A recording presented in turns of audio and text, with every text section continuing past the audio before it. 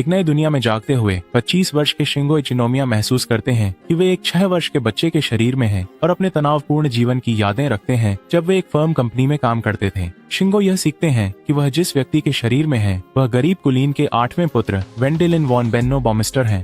गांव में रहने वाले परिवार अपनी अजीब स्थिति से जागरूक होकर वेंडेलिन अपने वित्तीय और सामाजिक स्थिति को बेहतर बनाने का प्रयास करता है। उसकी नई खोजी गई महान जादुई क्षमता ये उसके लक्ष्य को प्राप्त करने के लिए आवश्यक साबित हो सकता है। दृश्य की शुरुआत एक युवा लड़के वेंडेलिन के साथ होती है। वह अपनी शक्तिशाली जादू से खेत से पत्थर हटाता है। पर्यवेक्षक रॉड्रिक कामगारों को काम पर लगने का निर्देश देते हैं और वे सभी एक साथ खुशी से चिल्लाते हैं। एक पीले बालों वाला लड़का वेंडेलिन के जादू की प्रशंसा करता है और 2 कामगार चर्चा करते हैं कि यह कितनी अविश्वसनीय बात है कि काउंट के जादू का उपयोग विकास के लिए किया जा रहा है। वेंडेलिन जाने की कोशिश करता है लेकिन रॉड्रिक उसे समतल करने के लिए एक और जमीन का टुकड़ा दिखाता है जिससे वह आश्चर्यचकित हो जाता है। लंबे कामकाजी दिन के बाद वेंडेलिन जादू का उपयोग करके अपने महल लौटता है और युवा लड़कियों के एक समूह द्वारा घर का स्वागत किया जाता है। बस फिर एलिस अंदर आती है और उसे चाय ऑफर करती है। ये देखकर कि वह थका हुआ लग रहा है, वेंडेलिन उससे कहता है कि रॉड्रिच उसे बहुत मेहनत करवाता है और एक लड़की यह नोट करती है कि वेंडेलिन और रॉड्रिच का रिश्ता अजीब है, जबकि बाकी 2 सहमत होते हैं कि रॉड्रिच उसके बॉस की तरह व्यवहार करता है। चाय के बाद वेंडेलिन माफी मांगता है और चला जाता है कमरे की ओर और लड़कियां उसे जिज्ञासा से देखती हैं और एक दूसरे की ओर देखती हैं। जैसे ही वेंडेलिन अपने कपड़े बदलता है वह अपने जीवन और इस बिंदु तक पहुंचने के बारे में सोचता है। 10 साल पहले वह एक अन्य दुनिया में रहता था और एक संघर्षरत कार्यालय कर्मचारी था जिसे शिंगो कहा जाता था। एक दिन वह घर आया और बहुत नींद में था। उसने खुद को सोने से रोका और खाने को तैयार करने का फैसला किया। वह खाना बनाना खत्म किया लेकिन चावल तैयार नहीं थे, इसलिए उसने बैठकर इंतजार करने का फैसला किया, लेकिन वह सो गया। जब वह जागा तो उसके सामने का खाना अलग था। जब उसने मेज से कुछ उठाने की कोशिश की तो उसने देखा कि उसकी हथेली जवान दिख रही है, इसलिए उसने जल्दी से उठाया एक रेडली और यह देखकर चौंक गया कि उसका चेहरा भी अलग था। वेंडेलिन ने अपना शरीर देखा और चौंक कर अपना सिर उठाया तो देखा कि लोग एक पार्टी में धूमधाम से कपड़े पहने हुए थे। एक आदमी मेहमान से कह रहा था कि उसे कितना गर्व है कि वह अपने सबसे बड़े बेटे की शादी देखने का था। वेंडेलिन ने और आसपास देखा और महसूस किया कि उसके सामने का दृश्य एक बहुत ही वास्तविक सपना था, इसलिए वह सपना से जागने के लिए अपनी आंखें बंद कर ली। अचानक किसी ने उसे जगाया और कुछ मेहमानों का अभिवादन करने के लिए खींच लिया। उस आदमी ने मेहमानों से उसका परिचय अपने सबसे छोटे बेटे के रूप में कराया। वेंडेलिन अब भी उलझन में था और देखा कि मेहमानों को ये नहीं जानते हुए कि क्या करना है। उसके पिता ने धीरे से कहा और उसे अपना परिचय देने को कहा, लेकिन लड़का उलझन में था। सौभाग्यवश एक और हंसमुख युवक ने बीच में हस्तक्षेप किया और अपना परिचय एरिक के रूप में दिया।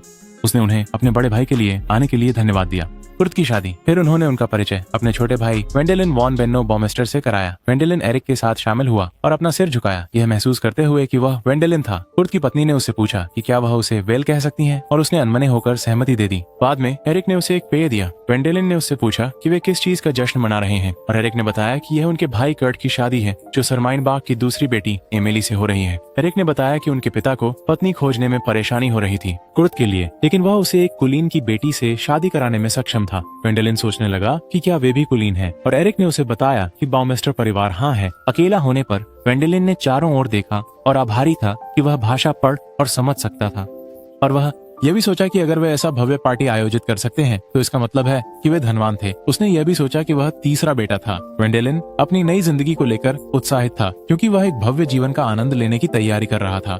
महानुभाव के पुत्र। अगली सुबह परिवार नाश्ता करने के लिए इकट्ठा हुआ। वेंडेलिन ने अपने सामने रखे भोजन को देखा और महसूस किया कि कुछ गड़बड़ है। पिछली रात उसने मांस खाया था लेकिन अब उसे सूखी रोटी और पतला सूप मिल रहा था। जब उसने किले के चारों ओर नजर डाली उसे आश्चर्य हुआ कि पिछली रात जिस पार्टी में उसने भाग लिया था उसकी सारी भव्यता का क्या हुआ। परिवार के सदस्य पार्टी में देखे गए से अलग लग रहे थे। वे पहले की तरह चमकदार और खुश नहीं थे। उसे बेचैन देख उसके पिता ने सलाह दी कि वह और सूप मांगने के लिए न कहे। जब उसने एरिक के ठिकाने के बारे में पूछा तो उसकी माँ ने बताया कि वह मछली पकड़ने गया है। जब उसने एरिक से इस बारे में पूछा तो एरिक उसकी बेतुकी सोच पर हंसा। वेंडेलिन ने पार्टी के बारे में पूछा और एरिक ने उसे बताया कि यह एक निश्चित छवि बनाए रखने के लिए था। उसने उसे बताया कि उनका परिवार गरीब है। वेंडेलिन ने देखा कि कामगार सजावट हटा रहे थे और उसे एहसास हुआ कि पार्टी का कमरा भी एक धोखा था। उसने उससे पूछा कि खाना, और एरिक ने कहा कि यह सिर्फ शादी के लिए था। जबकि वेंडेलिन अभी भी इस चौंकाने वाली जानकारी को ले रहा था, एक और भाई हेलमुट ने उन्हें बाधित किया। वेंडेलिन थोड़ा हैरान था। वह अभी सोच ही रहा था कि चौथा बेटा होना इतना भी बुरा नहीं है, लेकिन एक और भाई सामने आ गया और फिर एक और, जिससे वे अब 5 हो गए। लेकिन लड़के अपने 2 भाइयों के बारे में बात करने लगे जो शादी में नहीं आए थे। इस समय वेंडेलिन तंग आ चुका था क्योंकि उसे एहसास हुआ कि वे गरीब और वह 8वां बेटा था। वह भयभीत हो गया और बदकिस्मती को कोसते हुए चिल्लाने लगा। वेंडेलिन ने देखा कि वह कहाँ रहता था। इसके लिए उसने एक नक्शा चेक किया। उसका शहर बॉमिस्टर नाइट डोम सभ्यता से इतनी दूर और एक विशाल पहाड़ के पीछे था। उसने फिर इधर उधर देखा और अपनी स्थिति के बारे में सोचा, जिससे वह फिर से उदास हो गया। वेंडेलिन ने देखा कि उसके 3 भाई जा रहे हैं और उनकी ओर दौड़ पड़े। उसने पूछा कि वे क्यों जा रहे हैं और लड़कों ने समझाया कि 4 कुलीन लोग भूमि को विभाजित नहीं कर सकते, इसलिए सारा भूमि कुर्द को जाएगी। उन्होंने उसे बताया कि उन्होंने पैसा पाने के लिए अपने अधिकार छोड़ दिए, जिसका मतलब था कि वे कुलीन का खिताब खो देंगे। उनके दूसरे भाई हरमन पहले ही शाही परिवार में शादी कर चुका था, ताकि अगर कुर्द के साथ कुछ भी हो जाए तो बाकी सभी ने राजधानी जाकर नई जिंदगी शुरू करने का निर्णय लिया। लड़कों ने वेंडेलिन से कहा कि वे पढ़ना और लिखना सीखेंगे और सैनिक या साहसी बनने के लिए परीक्षाएं। एरिक ने उसके सिर पर हाथ फेरा और कहा कि ज्यादा शरारत न करे। लड़के परिवार को अलविदा कहते हुए चले गए। वेंडेलिन ने खुद को बेहतर बनाने की ठानी, लेकिन यह योजना भी अच्छी नहीं लग रही थी, क्योंकि वह पढ़ने के लिए 1-2 किताबें खोज रहा था। उसके घर में एक पुस्तकालय था, लेकिन सभी किताबें या तो प्रेम कविताएं थीं या उपन्यास। जब उसने किताबें वापस रखने की कोशिश की तो एक डिब्बा शेल्फ से गिर गया। उसने उसमें नोट उठाया और वह जादुई योग्यता क्रिस्टल बॉल का एक निर्देशात्मक मैनुअल था। वेंडेलिन ने जादू के विचार को हंसी में उड़ा दिया, लेकिन इस पर विचार करने के बाद उसके पास उस वक्त खोने के लिए कुछ नहीं था, इसलिए उसने मैनुअल पढ़ना जारी रखा। मैनुअल में कहा गया था कि हर किसी के पास मना होती है, लेकिन केवल कुछ ही लोगों के पास जादू के मंत्र डालने के लिए पर्याप्त मना होती है। मैनुअल के अनुसार जादूगर बहुत दुर्लभ होते हैं। वेंडेलिन ने इसे आजमाने का फैसला किया। उसने बाकी की निर्देशिका पढ़ी। उसने पूरी कोशिश की कि वह ग्लोब को चमका सके, लेकिन ये काम नहीं किया। उसने खुद को आश्वस्त किया कि उसने कभी इस पर विश्वास नहीं किया था। अचानक क्रिस्टल पागलों की तरह चमकने लगा, जिससे वेंडेलिन चौंक गया। कहीं गहरे जंगल में एक युवा व्यक्ति ने क्रिस्टल से शक्ति महसूस की। वेंडेलिन ने जल्दी से मैनुअल जांचा और उसमें लिखा था कि अगर किसी व्यक्ति में जादू की शक्ति होती है तो क्रिस्टल चमकेगा और जादू सीखने के लिए विशेष गाइड्स की सिफारिश की गई थी। जब वह मैनुअल के अंत तक पहुंचा तो वह चौंक गया। बस इतना ही था और वह जादू पर एक किताब ढूंढने के लिए दौड़ पड़ा। उसने लाइब्रेरी में सब कुछ उलट पुलट दिया, लेकिन हमेशा की तरह उसे बस एक बैरन के भोग विलास के इतिहास और उसी कविता की किताब के 23 खंड मिले। उसके पिता लाइब्रेरी में आए और वेंडेलिन ने उनसे ज्यादा किताबें मांगी, लेकिन उसके पिता ने कहा कि उनके पास कोई नहीं है, क्योंकि वे पढ़ नहीं सकते थे। इसलिए उन्होंने वेंडेलिन से कहा कि वो जंगल से जलाने की लकड़ी ले आए। जंगल में वेंडेलिन ने जादू करने की कोशिश की, लेकिन जल्दी ही हार मान ली, क्योंकि कुछ भी काम नहीं कर रहा था। एक युवा आदमी उसके पास आया और खुशी से वेंडेलिन से कहा कि उसने आखिरकार ऐसा व्यक्ति ढूंढ लिया है जो उसी तरंग पर है। जैसे ही वह नजदीक आया, वेंडेलिन डर गया और एक छोटा मस्तिष्क निकालकर हमले के लिए तैयार हो गया। आदमी ने माफी मांगी, उससे शाखा ली और फेंक दी। उसने वेंडेलिन से कहा कि वह एक जादूगर था। दुर्भाग्य से छोटे शाख ने एक प्रभाव पैदा किया, जिससे एक चट्टान टूटकर जंगली सुअर से टकरा गई। जब उन्होंने नीचे देखा तो सुअर ने उन्हें देखा और वह बहुत गुस्से में था। वेंडेलिन अपनी जान बचाने के लिए दौड़ा। जब सुअर उनकी ओर तेजी से भागा, वेंडेलिन ने भागने की कोशिश की, लेकिन जादूगर ने उसे पकड़ लिया और उसे जादू पर भाषण देने लगा। वेंडेलिन ने बताया कि यह भाषण देने का सबसे खराब समय था, लेकिन अल्फ्रेड लड़के को जाने देने से इनकार कर दिया। लेकिन जैसे ही जंगली सुअर दोपहर का खाना खाने वाला था, वेंडेलिन ने आखिरकार अपना जादू सक्रिय किया और उसे पीछे धकेल दिया। उसे यकीन नहीं हो रहा था कि उसने अभी अभी जादू का उपयोग किया है। सुअर दोबारा आया और जादूगर ने अपनी उंगली के सिरे से उसे उड़ाकर उनसे दूर भेज दिया। रास्ते में कुछ पेड़ नष्ट कर दिए। इस समय तक वेंडेलिन जान चुका था किससे डरना चाहिए, और वह सुअर नहीं था। जादूगर ने अपना परिचय अल्फ्रेड रेनफोर्ड के रूप में दिया, जो ब्लैशरोडर के ड्यूक के पूर्व दरबारी जादूगर थे। अल्फ्रेड ने कहा कि वेंडेलिन उससे कहीं बड़ा जादूगर बनेगा। उस दिन बाद में वेंडेलिन ने चाय देखी और अपने घर की चाय को याद किया। एक सुबह उसे कप में कुछ अजीब परोसा गया और उसने ईमानदारी से सोचा कि यह पानी है, लेकिन उसकी माँ ने इसे चाय कहा। अब वर्तमान में वह उस चाय की तुलना अपने सामने वाली चाय से करता है। उसने चौंक कर चीख मारी जब उसने देखा कि जंगली सुअर अल्फ्रेड की कमर पर लगे थैले में खिंच गया है। जब अल्फ्रेड उसके साथ मेज पर शामिल हुआ तो वह थैले को देखते रहा। अल्फ्रेड उसे बताते हैं कि वह अपनी जादूगरी उसे सौंपना चाहते हैं। वेंडेलिन आश्चर्यचकित होता है और पूछता है क्यों। वह यह भी बताता है कि उसके पास पेशकश करने के लिए कोई पैसा नहीं है। अल्फ्रेड कहते हैं कि उन्हें पैसे नहीं चाहिए। वह मेज से उठ खड़े हुए और जादू का इस्तेमाल करके उसी शाखा को उठाया जिसने स्लाइड कराई थी। फिर उन्होंने कहा कि उन्हें केवल एक शिष्य चाहिए। दृढ़ संकल्प के साथ वेंडेलिन ने उन्हें बताया कि वह जादू सीखने के लिए कुछ भी करने को तैयार है। अल्फ्रेड ने उन्हें बताया कि प्रशिक्षण कल से शुरू होगा और उनसे कहा कि अपने परिवार को उनके जादू के बारे में न बताएं।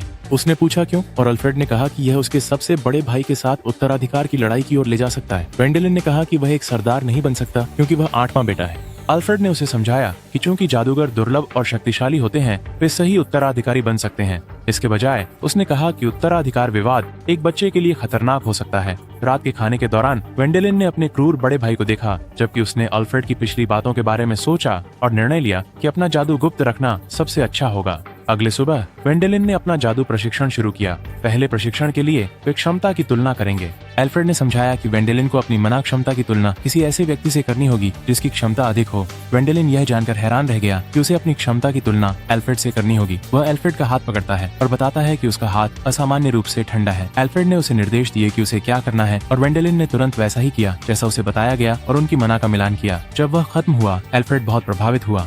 वह सोच रहे थे कि ग्वेंडोलिन अपनी क्षमता का मिलान नहीं कर सकेगा, लेकिन लड़के ने उसे पार कर लिया। अल्फ्रेड ने उसे बताया कि वे अभी तक उसकी अधिकतम मना क्षमता तक नहीं पहुंचे थे।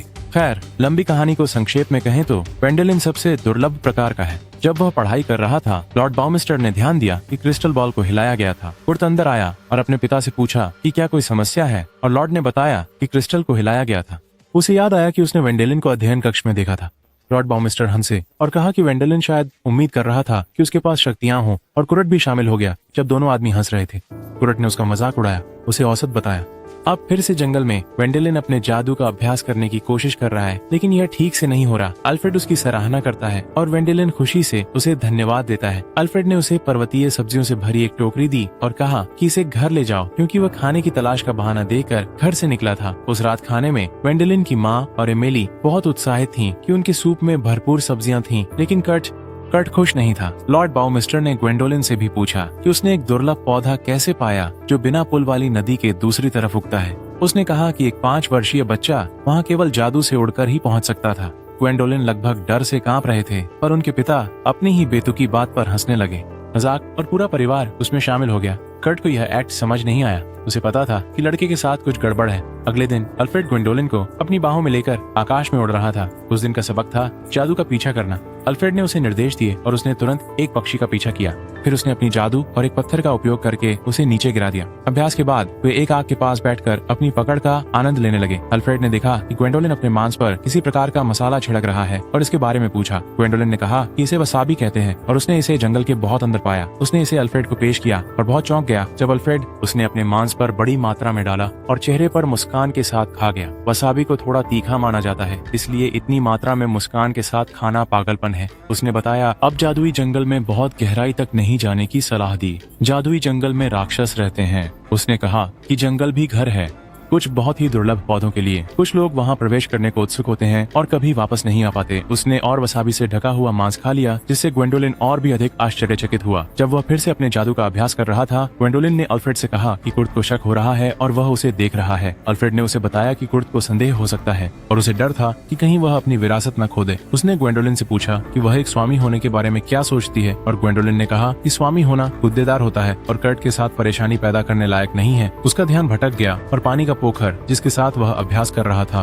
गिर जाता है। अल्फ्रेड अपने जादू से इसे फिर से उठा लेता है। ग्वेंडोलिन उदासी से कहता है कि वह कुछ और नहीं करना चाहता, इसलिए अल्फ्रेड सुझाव देता है कि उसे एक एडवेंचरर बनना चाहिए। वह ग्वेंडोलिन को बताता है कि वह भी पहले ऐसा ही था। वह कहता है कि ग्वेंडोलिन में वह सब है जो उसे दुनिया की विविधता का आनंद लेने के लिए चाहिए। ग्वेंडोलिन को यह विचार पसंद आया और उसने इस पर विचार किया। इसी बीच अल्फ्रेड के साथ कुछ डरावना हो रहा था और वह इसे नियंत्रण में रखने के लिए संघर्ष कर रहा था। बाद में उस रात को ग्वेंडोलिन ने अपने परिवार को बताया कि उसने 12 साल का होते ही घर छोड़कर एडवेंचरर्स अकादमी में प्रवेश लेने का फैसला किया है। उसकी माँ उदास महसूस कर रही थी, लेकिन कर्ट बहुत खुश था। ग्वेंडोलिन ये सुनकर चौंक गया कि उसके परिवार के पास उसके प्रवेश के लिए पैसे नहीं है। अगला सुबह अल्फ्रेड ने उसे एक समाधान दिया। उसने उसे एक व्यापारी शहर रिकोबर्ग दिखाया, जहाँ बच्चे भी गिल्ड में शामिल होकर जो वे इकट्ठा करते हैं उसे बेच सकते हैं। ग्वेंडोलिन खुश था कि वह अपनी ट्यूशन के लिए पैसे कमा सकता है। अल्फ्रेड ने उसे बताया कि शहर दूर है, इसलिए उसे उड़ान का जादू सीखना होगा, और एक बार जब वह इसे महारत हासिल कर लेगा तो वह तेजी से यात्रा कर सकता है। अल्फ्रेड ने उसे उठाया और आसमान में उड़ान भरी। जब उसने उसे उठाया तो ग्वेंडोलिन चिल्लाने लगा, गति बढ़ा दो। अल्फ्रेड उसे ऊंचाई पर ले गया और उसे वह दुनिया दिखाई जो उसका इंतजार कर रही थी।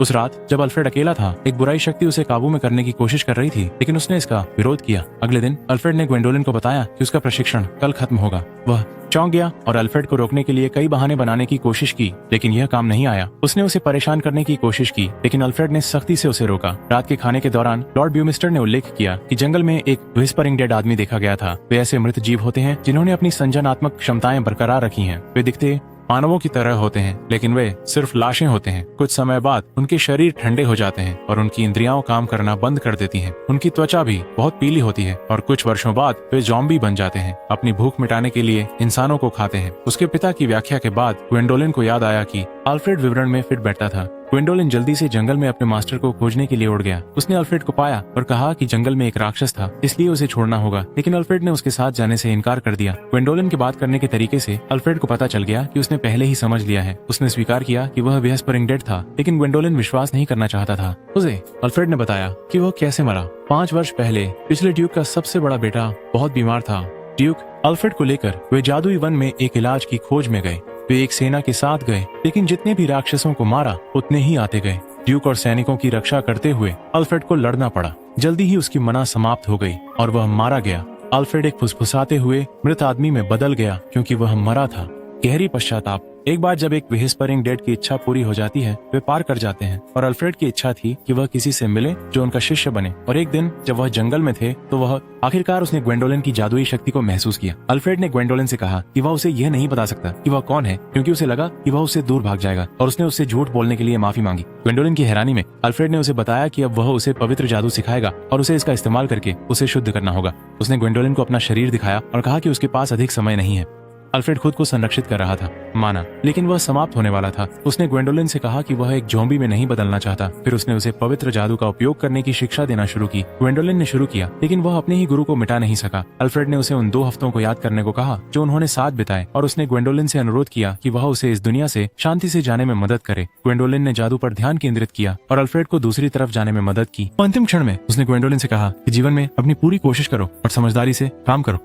उसके जाने के बाद ग्वेंडोलिन कुछ समय के लिए वहीं रुका रहा, रोते हुए। फिर उसने अपने आंसू पोंछे और वादा किया कि वह अपनी पूरी कोशिश करेगा। 7 वर्ष बाद ग्वेंडोलिन ने अपने परिवार को अलविदा कहा और घर छोड़ दिया। जहां अल्फ्रेड ने विदा ली थी, वहां जो शाखा उसने हमेशा साथ रखी थी और जमीन में लगाई थी, अब बढ़ रही थी। दृश्य एडवेंचरर्स अकादमी में खुलता है। कक्षा के अंदर छात्र अपना परिचय दे रहे हैं। नीले बालों वाली लड़की ने खुद को लुइस ओवरवेक के रूप में पेश किया। ओवरवेक की तीसरी बेटी। परिवार ब्लैकरोडर के डुकाडो में मार्शल आर्ट्स प्रशिक्षक। वह कहती हैं कि उन्होंने मैजिक फिस्ट शैली का अध्ययन किया। परिचय हो रहे थे। ग्वेंडोलिन अकेले बैठे उदास नजर आ रहे थे। अल्फ्रेड के बाद पाएं। उन्होंने उत्तराधिकार के मुद्दों को कर्ट के साथ रोकने के लिए अपने अंतिम 7 साल एकांत में बिताए। एक लाल बालों वाली लड़की ने खुद को लेना सुजैन हिलेनब्रैंड के रूप में पेश किया। हिलेनब्रैंड परिवार की तीसरी बेटी। बलिश्रोडर ड्यूकडम में भालान शिक्षक की प्रशिक्षिका और उसे भाला चलाने का हुनर है। ग्वेंडोलिन अभी भी सोच रहे थे कि खुद को कैसे परिचित कराया जाए, क्योंकि 7 साल के एकांत की वजह से उनकी संवाद कौशल पूरी तरह से समाप्त हो गई थी।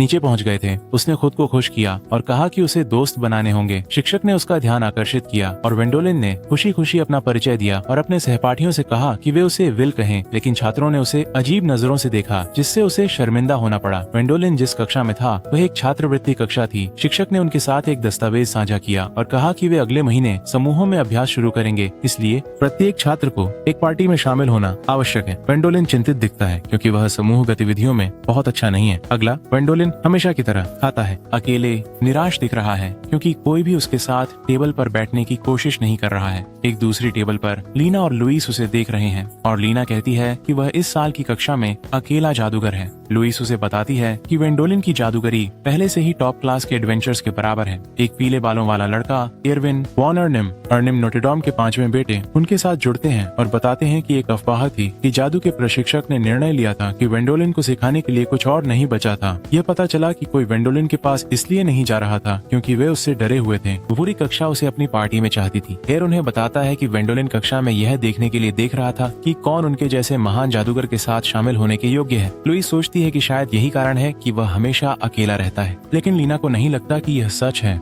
एयर ने प्रस्ताव दिया कि वे तीनों मिलकर काम करें ताकि ग्वेंडोलिन उनके साथ जुड़ सके।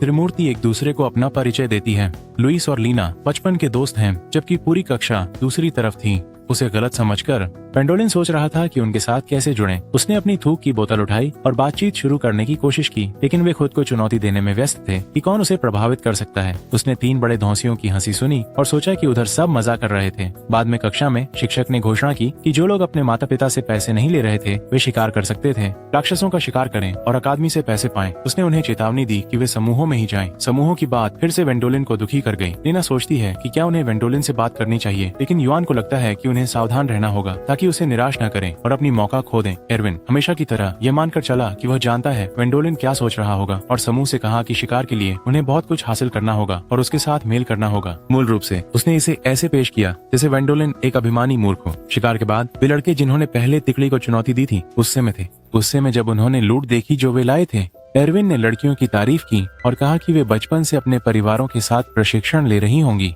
लुइस ने भी उसकी तलवारबाजी की प्रशंसा की और उसने उसे बताया कि वह एक गरीब नॉटडॉम से आया है, इसलिए वह बचपन से कड़ी मेहनत कर रहा है। वेंडोलिन अंदर आया और उन्होंने अपनी पूरी ध्यान उस पर केंद्रित कर दी। वे यह देखकर हैरान थे कि उसके पास कुछ नहीं था। अचानक उसने अपनी जादुई थैली से विशाल जानवरों का एक बड़ा समूह निकाल लिया। सभी लोग उसे देखते रह गए, हैरान हो गए।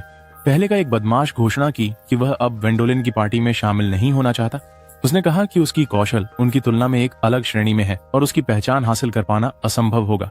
वह उनका मजाक उड़ाया और उन्हें हार मानने के लिए कहा। उसने संकेत दिया कि उनमें से कोई भी अपने परिवार में सबसे बड़ा नहीं था, इसलिए उन्हें अधिक सपने देखने की कोशिश नहीं करनी चाहिए। लड़कों के जाने के बाद पूरी कक्षा भी चली गई। संग्रहकर्ता ने वेंडोलिन को इनाम के रूप में सिक्कों से भरी एक बड़ी थैली दी। उसने सोचा कि कक्षा को खाने पर ले चलना अच्छा रहेगा, लेकिन जब उसने मुड़े तो देखा सभी वहाँ से जा चुके थे। उस रात बाद में तीनों ने अपने परिवारों पर चर्चा की और कैसे वे पहले पुत्र के उत्तराधिकार नियम की वजह से अधिक कुछ हासिल नहीं कर सकते। लीना और लुइस औसत लोगों से अधिक मना के साथ पैदा हुए थे, जादू के लिए पर्याप्त नहीं, लेकिन फिर भी अपने माता पिता से अधिक असाधारण बनने के लिए पर्याप्त। इसी कारण से उन्हें उनके परिवार द्वारा तिरस्कृत किया गया। लीना को गुस्सा आया और उसने कहा कि वह सपने देखने का साहस करेगी। वे सपने बड़े शिकार करने और वेंडोलिन को प्रभावित करने पर सहमति जताई। अगला एक दिन उन्होंने शिकार के लिए जंगल के अंदर गहराई तक जाने का फैसला किया, लेकिन लीना इसके खिलाफ थी क्योंकि शिक्षक ने कहा था कि यह खतरनाक है, लेकिन उन्होंने उसे आश्वस्त किया कि वे ठीक रहेंगे। अचानक दर्जन भर भेड़ियों के झुंड ने उन्हें घेर लिया। उसी के पास वेंडोलिन भी शिकार कर रहा था। उसने ट्रैकिंग मैजिक का उपयोग किया और उन्हें देखा, इसलिए उसने सोचा कि शायद उन्हें बचाना उसे दोस्ती के अंक दिला सकता है और उन्हें बचाने के लिए उड़ गया। जंगल में वापस तिकड़ी को बहुत मुश्किल हो रही थी। भेड़ियों में से एक ने लुइस पर हमला करने की कोशिश की, लेकिन एरविन ने छलांग लगाई और उसका हाथ चोटिल हो गया। जैसे ही तीनों पर भारी पड़ने वाले थे, वेंडोलिन ने जादू से उनके चारों ओर जमीन उठाई और उनकी जान बचा ली। डॉर्म वापस आने पर उन्होंने उसका धन्यवाद किया और असुविधा के लिए माफी मांगी। जब उसने सुना कि उसने उसे प्रभावित करने के लिए ऐसा किया तो वेंडोलिन भ्रमित हो गया। उन्होंने उससे कहा कि अब वे उसके साथ जुड़ने की कोशिश छोड़ देंगे। वेंडोलिन कुछ कहना चाहता था, लेकिन शिक्षक ने उन्हें रोक दिया। वह उन्हें बताते हैं कि ब्लैशरोडर के ड्यूक ने उनकी कक्षा को एक गार्डन पार्टी के लिए आमंत्रित किया है। कक्षा में सभी छात्र ड्यूक से मिलने को लेकर उत्साहित थे, विशेष रूप से लुइस, लेकिन नीले बालों वाले बदमाश ने उन्हें सपना देखना बंद करने को कहा। उसने कहा कि ड्यूक उन्हें निमंत्रण देने का एकमात्र कारण वेंडोलिन से मिलना था, इसलिए उन्हें उत्साहित होने की जरूरत नहीं थी क्योंकि वे बस अतिरिक्त होंगे। इससे कक्षा निराश हो गई और उन्होंने वेंडोलिन को घूरा, लेकिन लुइस को परवाह नहीं थी। वो कोशिश करने जा रही थी कि ड्यूक उसे पसंद करें। उसने कहा कि उन्हें पार्टी के लिए खरीदारी करने जाना होगा। पोशाकों धमकाने वाला अब भी उनके हौसले गिराने की कोशिश कर रहा था, लेकिन उन्होंने उसे घूरा और खुशी खुशी इस बात से सहमत हुए कि उनके पास अभी भी एक मौका था। तिकड़ी पोशाकों के बारे में बातें करती रही, जबकि वेंडोलिन उन्हें खुशी से देख रहा था, ये चाहकर कि वह उनका दोस्त बन सके। गार्डन पार्टी के दिन छात्र ड्यूक को देख रहे थे, इस उम्मीद में कि वह उन्हें देखेगा नहीं। वेंडोलिन हालांकि उसने उस आदमी को पहली बार देखा और प्रभावशाली लोगों को प्रभावित करना उसका काम नहीं था। ड्यूक उनकी ओर चलना शुरू कर दिया और त्रई बहुत घबरा गई, लेकिन लीना ने अपनी किस्मत आजमाने का फैसला किया। उसने ड्यूक से बात करने की कोशिश की, लेकिन वह उसके पास से सीधे वेंडोलिन के पास चला गया। बदमाशों ने उन पर हंसी उड़ाई और इससे वे थोड़े निराश हो गए। ड्यूक ब्लैशरोडर ने वेंडोलिन से अपना परिचय दिया और उसने भी वैसा ही किया। ड्यूक ने उल्लेख किया कि इस तरह के आयोजन में एक बामिस्टर को देखना आश्चर्यजनक है क्योंकि वे कभी बाहर नहीं आते और बाकी के रईस इसे थोड़ा अपमानजनक मानते हैं। वेंडोलिन ने अपने परिवार की ओर से माफी मांगी और ड्यूक को बताया कि उनकी आर्थिक स्थिति के कारण यात्रा करना संभव नहीं होगा।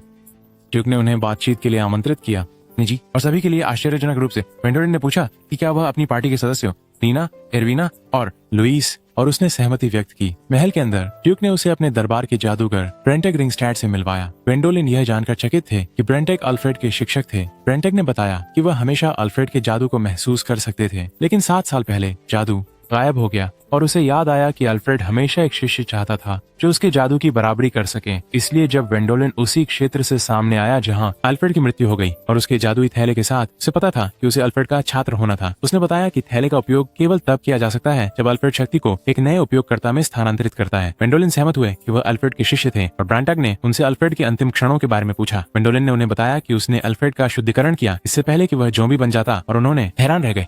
ब्रांटक ने कहा कि यह एक बच्चे पर जोर डालने के लिए भयानक बात थी और उसने शांतिपूर्वक जाने में मदद करने के लिए वेंडोलिन का धन्यवाद किया। वेंडोलिन इस घटना को याद करते हुए थोड़ा भावुक हो गया। उसने बताया कि पाउच जो अल्फ्रेड ने उसे दिया था उसमें 2000 व्यक्ति के अभियान के लिए सामग्री थी जो जादुई जंगल की ओर था और वह इसे लौटाना चाहता था। जब वे तीनों बाहर उसके इंतजार में थे तो उन्हें अपने पूर्वाग्रहों के लिए मूर्खतापूर्ण महसूस हुआ, ये जाने बिना कि वह भी उनकी तरह था, उत्तराधिकार संकट से बचने की कोशिश कर रहा था और अपने परिवार से अकेले रहने वाला। वेंडोलिन खुशी खुशी उनके साथ शामिल हो गया और उन्हें इंतजार कराने के लिए माफी मांगी। उन्होंने उससे माफी मांगी और कहा कि वे उसे आगे बढ़ने के लिए इस्तेमाल करने की योजना बना रहे थे। वेंडोलिन ने उनसे कहा कि उसे कोई आपत्ति नहीं है और वैसे भी उसने उन्हें अपने साथ इसलिए खींचा क्योंकि वह ड्यूक से अकेले में बात नहीं करना चाहता था। उन्हें लगा कि इसका मतलब है कि वह उन्हें अपनी पार्टी में शामिल करने के बारे में गंभीर नहीं था, लेकिन वह उन्हें यकीन दिलाया कि वह इसे दिल से कह रहे थे। उन्होंने कहा कि वह उनके साथ जुड़ना चाहते थे क्योंकि वे मजेदार लग रहे थे। उनके कारण को जानकर वे चौंक गए और हंस पड़े क्योंकि उन्होंने उसे नोटिस करने के लिए चीजों को बढ़ा चढ़ा कर किया था। लुइस ने उसे एक दोस्ताना थप्पड़ मारा, कहते हुए कि यह उसकी गलती थी कि वे लगभग भेड़ियों के द्वारा खाए जा रहे थे। ड्यूक और ब्रांटैग ने उन्हें रोका और वेंडोलिन को बताया कि माल वापस करने पर 1000 सोने के सिक्कों का इनाम है। वेंडोलिन ने पैसे गिने और चौंक गया। ब्रांटैग ने यह भी बताया कि उन्होंने उसे अल्फ्रेड की संपत्ति वारिस में देने की व्यवस्था की है। उस रात बाद में वेंडोलिन विशाल घर में अकेला था। उसने सोचा कि यह उसके लिए बहुत बड़ा था। रुकर उन्होंने सोचा कि क्या कोई साझा करना चाहेगा। एक दिन वेंडोलिन अपने दल के साथ एक उड़ते जहाज पर सवार हुआ।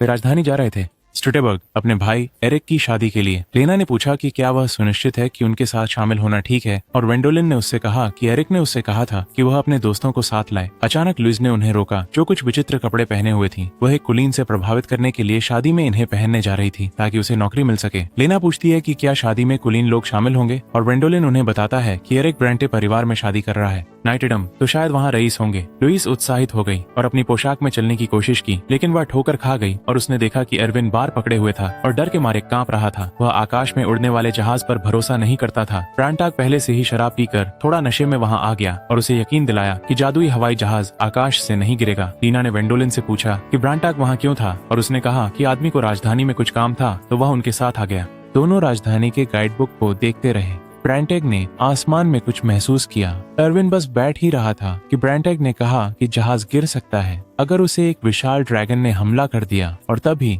बादलों से एक अनडेड ड्रैगन प्रकट हुआ। जहाज के अंदर यात्री बेचैन हो रहे थे, लेकिन कप्तान ने उन्हें आश्वासन दिया कि वे सुरक्षित रहेंगे क्योंकि ब्रांटेग एक शक्तिशाली जादूगर भी जहाज पर यात्रा कर रहा था। बाद में चालक दल यह जानकर हैरान हो जाता है कि ब्रांटैग पवित्र जादू का उपयोग नहीं कर सकता और वही एकमात्र चीज है जो मृतकों का सफाया कर सकती है। वह सुझाव देता है कि वेंडोलिन इसका ध्यान रखें। वेंडोलिन ने इसे टालने की कोशिश की, लेकिन जब ब्रांटैग ने कहा कि अल्फ्रेड इसे मुस्कान के साथ संभाल लेता तो वह फैसला कर लिया। ब्रांटैग ने कहा कि वह जहाज की रक्षा करेगा जबकि वेंडोलिन ड्रैगन से लड़ेगा। जैसे ही वह जहाज से बाहर निकला, ड्रैगन ने उस पर मरे हुए की आग बरसाई, लेकिन शुक्र है वेंडोलिन ने जल्दी से खुद को सुरक्षित कर लिया। ब्रांटैग ने जहाज के चारों ओर एक जादुई बाधा बनाई जबकि वेंडोलिन के दोस्त उसे प्रोत्साहित कर रहे थे। वेंडोलिन ने जल्दी से पवित्र जादू से ड्रैगन को शुद्ध कर दिया। थोड़ी देर तक संघर्ष करने के बाद ड्रैगन की हड्डियां विघटित हो गईं। वेंडोलिन वहां खड़ा उसे देख रहा था। उसने जहाज की ओर देखा और ब्रांटैग को अपनी थैली की ओर इशारा करते देखा। उसे तुरंत याद आया कि उसने उसे यह लेने को कहा था, हड्डियां, क्योंकि वे राजधानी में बहुत पैसे के लायक होंगे। इसलिए उसने हड्डियों को अपने जादुई थैले में इकट्ठा कर लिया। लड़ाई के बाद जहाज पर सभी लोग थे, जश्न मना रहे थे। वेंडोलिन ने ब्रांटाग से कहा कि वह खुश था कि वे राजधानी पहुंच गए क्योंकि वह खरीदारी करना चाहता था। एक आदमी ने उन्हें रोका और कहा कि उनके लिए खरीदारी करना मुश्किल हो सकता है। ब्रांटाग उसे देखकर हैरान था। वह व्यक्ति को अरोटेरियो के रूप में परिचित कराया जो उनके साथी थे जब वे अभी भी साहसिक कार्य करता थे। अरोटेरियो अब राजधानी में एक विशाल व्यापारी कंपनी के प्रमुख थे। वेंडोलिन ने पूछा कि उन्होंने खरीदारी के बारे में क्या कहा था, लेकिन अरोटेरियो ने कहा कि राजधानी पहुंचकर वे समझ जाएंगे। अगले सुबह जब जहाज पर सभी लोग अभी भी पार्टी से थके हुए थे, वेंडोलिन और उनकी पार्टी ने उत्साहित होकर राजधानी की ओर देखा। जहाज उतरा और वे खुशी खुशी खरीदारी करने की बातें करने लगे, लेकिन ब्रांटैग ने खुद को माफ कर लिया और भाग गए क्योंकि उन्हें पता था कि आगे क्या होने वाला है। वे आश्चर्यचकित होकर मुड़े और देखा कि उनके लिए एक दल इंतजार कर रहा था। कप्तान ने वेंडोलिन का अभिवादन करने के लिए सिर झुकाया और उन्हें एक सुनहरी गाड़ी दिखाई, ये कहते हुए कि राजा उनसे मिलना चाहते हैं। जब वे महल पहुंचे, उनके दोस्त उन्हें छोड़ गए और गाड़ी को उनके भाइयों के पास ले गए। महल के अंदर वह भव्य स्वागत से चकित हुआ और देखा कि राजा बहुत युवा था। उसकी उपलब्धि का सम्मान करने के लिए राजा ने उसे बैरोनेट बना दिया। वेंडोलिन ने सदमे में राजा की ओर देखा और अरोटेरियो ने उसे वह प्रतिज्ञा कहने की याद दिलाई जो उसने सिखाई थी। वेंडोलिन ने तेजी से प्रतिज्ञा कही और जब वह हो गया था, तब उसे अंततः एहसास हुआ कि अब वह एक सामंत था। उसे ट्विन ड्रैगन मेडल भी दिया गया। ब्रांटैग और बाकी पार्टी पहले ही एरिक के घर पहुंच चुके थे। ब्रांटैग ने उन्हें सूचित किया कि वेंडेलिन को एक कुलीन उपाधि मिलने वाली थी। एरिक को विश्वास नहीं हो रहा था कि उसका भाई अब उनके पिता से ऊंचे दर्जे पर था। उसने बताया कि अब जब वेंडेलिन एक बारोनेट था, वह बाउमिस्टर से एक अलग शाखा बना रहा होगा। ब्रांटैग ने बताया कि वेंडेलिन का नाम उनके परिवार के रजिस्टर से हटा दिया जाएगा और उन्हें दूसरी बाउमिस्टर परिवार के मुखिया के रूप में बनाया जाएगा। तिकड़ी चिंतित थी कि वेंडेलिन एक साहसी बनना छोड़ देंगे और उन्हें छोड़ दें। ब्रांटैग ने कहा कि वेंडेलिन सिर्फ एक नोबल ऑफ द रोब है, एक ऐसा रईस जिसके पास जमीन नहीं है। इसका मतलब है कि उसे राजधानी में रुकने का कोई कारण नहीं है, इसलिए वह जो चाहे कर सकता है। ये सुनकर वे बहुत खुश हुए और ब्रांटैग ने यह भी बताया कि वेंडेलिन को महल में थोड़ी कठिनाई हो रही होगी। जानने की कोशिश कर रहे हैं कि एक कुलीन व्यक्ति होना क्या मतलब रखता है। महल में वेंडेलिन काफी अनुभव कर रहे थे। अधिकारी यह तय करने के लिए बहस कर रहे थे कि ड्रैगन की हड्डियों के लिए उन्हें कौन सा सबसे अच्छा पुरस्कार दिया जाए। वेंडेलिन ने कुछ प्रयास किया शब्द, लेकिन कोई उसकी बात नहीं सुन रहा था। लोग बहस करते रहे जब तक एक बुजुर्ग आदमी कार्डिनल होहेनहाइम ने हस्तक्षेप नहीं किया और उन्हें एक निश्चित राशि पर सहमति बनाने के लिए कहा। उसने सामना किया। वेंडेलिन ने हस्तक्षेप के लिए माफी मांगी, लेकिन जब युवा लड़के ने बात करने की कोशिश की तो वह भी नहीं सुन रहा था। अरुटेरियो ने वेंडेलिन से कहा कि कार्डिनल अपनी तरफ करने के लिए राजनीति खेल रहा था, जबकि दूसरा लॉर्ड उसे सेना में शामिल करने की कोशिश कर रहा था और तीसरा आदमी उसे कम पैसे में ही संतुष्ट करना चाहता था। वेंडेलिन समझ गया कि वे सभी अपनी ही भलाई के लिए झगड़ रहे थे। उस दिन बाद में जैसे ही वह महल से थका हुआ निकला और लोग उसकी कृपा पाने की कोशिश करने लगे, अरुटेरियो ने उसे बताया कि दिखावा कर रहा आदमी उसका अनुचर बनने की कोशिश कर रहा था। वेंडेलिन हैरान था और अरुटेरियो ने बताया कि वह अभी अभी एक कुलीन बना है और उसे एक पदक मिला है जो 2 से अधिक वर्षों में किसी ने नहीं प्राप्त किया था, सदियों से। इसलिए उसे तैयार रहना चाहिए कि लोग उसके चारों ओर जमा हो जाएंगे। वेंडेलिन पहले ही थक चुका था, यह सोचकर कि उसकी जिंदगी कैसी अराजक होने वाली है। उसे एहसास हुआ कि यही बात अरुटेरियो ने जहाज पर कही थी जब उसने कहा था कि उसके लिए खरीदारी असंभव हो सकती है। अगले दिन वह अपने भाई की शादी में पहुंचा तो देखा कि वे उदास दिख रहे थे। जाहिर है जो मंच बाउमाइस्टर परिवार के उपहार के लिए दुल्हन को था खाली था। लड़कों ने कहा कि कर्ट ने उन्हें एक पत्र भेजा कि वह उपहार के लिए पैसे का खर्चा नहीं उठा सकते। उसने उनसे कहा कि वे खुद ही इसका प्रबंध करें। भाइयों ने बताया कि वे कम वेतन वाले गार्ड हैं और उपहार नहीं खरीद सकते। वेंडेलिन ने सुझाव दिया कि वे बस खरीद लें फूल, लेकिन उसके भाइयों ने उसे बताया कि एक शादी का तोहफा रईसों के लिए प्रतिष्ठा का प्रतीक होता है, इसलिए यह कुछ भव्य होना चाहिए। लेना ने कहा कि अगर उन्होंने मंच खाली छोड़ दिया तो यह ब्लैकरोडर के ड्यूक का अपमान होगा। वेंडेलिन हैरान होता है और पूछता है क्यों। उनके भाई ने समझाया कि उनका परिवार ब्लैकरोडर के अधीन आता है और अगर किसी भी रईस को शादी के तोहफे के लिए पैसे की जरूरत होती तो ड्यूक उसे उधार देने वाला होता। इसलिए अब जब कोई शादी के उपहार नहीं है तो लोगों को लगेगा कि ड्यूक ने उन्हें पैसे उधार देने से इनकार कर दिया। हालांकि यह उनके परिवार की गलती थी जो उन्होंने नहीं पूछा, फिर भी ड्यूक की छवि खराब होती। दूल्हा इतना चिंतित दिख रहा था तो वेंडेलिन ने उपहारों के लिए भुगतान करने की पेशकश की। शादी बिना किसी रुकावट के चली और वेंडेलिन ने कुछ काफी महंगे उपहार खरीदे। जैसे ही उन्होंने खुशी से जश्न मनाया अपने भाई, वेंडेलिन ने खुद से सोचा कि एक कुलीन होना कितना झंझट भरा था। जब वह पेड़ के नीचे बैठा था और अभी भी आहें भर रहा था तो अरुटेरियो उसके पास आया और उसे खुश करने की कोशिश की। वेंडेलिन ने उससे अनुरोध किया कि वह उसे कोमिकोजी, एक प्रकार के किण्वित चावल, को खोजने में मदद करे उसके लिए, और अंततः अरुटेरियो ने इसे ढूंढ लिया। वेंडेलिन बहुत उत्साहित था। उसी रात उसने अपने दोस्तों को अपनी हवेली में वापस टेलीपोर्ट किया और उन्हें अंदर खींच लिया ताकि वे उसकी खासियत मिसो बनाने में उसकी मदद कर सकें। वेंडेलिन इसे काफी समय से बनाने की कोशिश कर रहा था, लेकिन वह उसका स्वाद सही नहीं बना पा रहा था। लेकिन अब कि उसे कुछ कोमिकोजी मिल गया, वह इसे सही बनाने की उम्मीद कर रहा था। जब उन्होंने तैयार करना खत्म किया इसे, वेंडेलिन ने जादू का उपयोग करके उसे किण्वित किया, क्योंकि वह पूरी प्रक्रिया के लिए 1 साल इंतजार नहीं कर सकता था। अगले सुबह अपने भाई के घर वापस उसने इसका इस्तेमाल सबके लिए सूप तैयार करने में किया। उन्होंने सूप चखा और यह बहुत स्वादिष्ट था। वेंडेलिन ने अपना सूप पिया, खुशी खुशी बहुत संतुष्ट महसूस कर रहा था। कार्डिनल के घर पर उन्होंने अपनी पोती को बताया कि उन्होंने उसके लिए एक पति ढूंढ लिया है। कार्डिनल ने वेंडेलिन को बपतिस्मे के लिए आमंत्रित किया। बपतिस्मा के बाद उन्होंने उन्हें बपतिस्मा देने के लिए धन्यवाद दिया और कार्डिनल को एक उपहार प्रस्तुत किया। जब वे उसकी पोती के उनके साथ जुड़ने की चर्चा कर रहे थे, उसने अपना परिचय देते हुए कहा कि उसका नाम एलिस कैटरीना वॉन होहेनहाइम है। अपना परिचय देने के बाद वेंडेलिन ने देखा कि एलिस के पास जादू। कार्डिनल ने कहा कि उसके पास केवल उपचार जादू था। वेंडेलिन को यह अविश्वसनीय लगा। कार्डिनल ने समझाया कि एलिस को बचपन से ही सेंट होहेनहाइम कहा गया है। वह चर्च में काम करती थी ताकि घायल लोगों की मदद कर सके। वेंडेलिन ने सोचा कि क्या वह एक धार्मिक व्यक्ति बनने की योजना बना रही है, लेकिन कार्डिनल ने कहा कि वह उसे एक सामान्य लड़की की तरह शादी के लिए देने जा रहा है। उसने बताया कि लड़की सुंदर है, जिसका मतलब है कि उसकी शादी के लिए लोग जोर दे रहे होंगे। फिर उसने मजाक में कहा कि वह भी उसकी शादी की दौड़ में शामिल हो सकता है। उसने चर्चा जारी रखी, सोचते हुए कि वे अब भी इसके बारे में मजाक कर रहे थे, और उनकी शादी तक की पूरी तस्वीर पेश की। जब वह खत्म हुआ उसने शुरू किया। हंस रहा था पर कोई और उसके साथ नहीं हंस रहा था, और तभी कार्डिनल ने उसे बताया कि उसकी सगाई एलिस से होगी। बाद में माली ने कार्डिनल की तारीफ की कि उसने एलिसा की शादी नायक से करवा दी। हालांकि वह ब्लीकरोदर के ड्यूक और वेंडलिन के परिवार के बारे में चिंतित था, लेकिन कार्डिनल ने उसे बताया कि उनके पास सहमति देने के अलावा कोई विकल्प नहीं होगा, क्योंकि उसने राजा को समर्थन देने के लिए सुनिश्चित किया था और कोई भी उनके राजा के खिलाफ जाने की हिम्मत नहीं करेगा। कार्डिनल ने वेंडलिन के उपहार को देखा, बड़ी मात्रा में सोने के सिक्के। कार्डिनल चाहता था कि एलिस की शादी उच्च पद के व्यक्ति से हो, कम से कम एक बैरन से, और वेंडलिन बैरन से नीचे था। कार्डिनल के पास वेंडलिन को चाहने का एक कारण था, पर उन्होंने यह नहीं कहा। घर वापस वेंडलिन के दोस्त इस बात पर विश्वास नहीं कर पा रहे थे कि वह एलिस से सगाई कर चुके थे। उन्हें लगता था कि वह हर मायने में परिपूर्ण थी, लेकिन वेंडलिन को विश्वास नहीं हो रहा था कि उन्हें किसी से शादी करनी पड़ेगी जिससे वह केवल 1 मिनट के लिए मिले थे। उन्होंने उसे आश्वासन दिया कि राजसी विवाह हमेशा ऐसे ही होते हैं। एरिक ने भी इसमें शामिल होकर बताया कि उन्होंने भी अपनी पत्नियों से शादी के दिन ही मुलाकात की थी। एरिक की पत्नी ने भी बताया कि उनके माता पिता ने भी अपनी शादी के दिन पहली बार एक दूसरे को देखा था। वेंडलिन इस बात से निराश था कि एक शाही के लिए रोमांटिक विवाह जैसी कोई चीज नहीं होती। वह उस पर जोकर का मेकअप लगाना जारी रखे हुए थी। वेंडलिन खरीदारी करना चाहता था और यह सुनिश्चित करने का यही एक तरीका था कि लोग उसे पहचान न सकें। जब वे शहर पहुंचे, हर कोई उस पर घूर रहा था क्योंकि वह हास्यास्पद लग रहा था और सबसे अलग दिख रहा था। एरविन ने उससे कहा कि चिंता करना बंद कर दे और एलिस के लिए एक तोहफा चुन ले। उसने यह भी कहा कि उसे एक नायक से शादी करने पर बहुत खुशी महसूस होनी चाहिए। वेंडलिन ने सोचा क्या यह सच था। उसने कभी उसे निजी तौर पर नहीं मिला था। जब वह बाजार से गुजर रहा था तो उसने उस आदमी को देखा जो उसे हमेशा परेशान करता रहता था और वह छिप गया चेहरे से। लेकिन एरविन ने याद दिलाया कि भेष के कारण कोई पहचान नहीं सकेगा। उनके आश्चर्य के लिए उस आदमी ने उसका नाम पुकारा और उनकी ओर दौड़ा। उसने कहा कि उसने उसे उसके से पहचाना। दांत और तुरंत भीड़ पागल हो गई क्योंकि वे चारों ओर इकट्ठा हो गए। वेंडलिन ने जल्दी से जादू का उपयोग करके उन्हें टेलीपोर्ट कर दिया।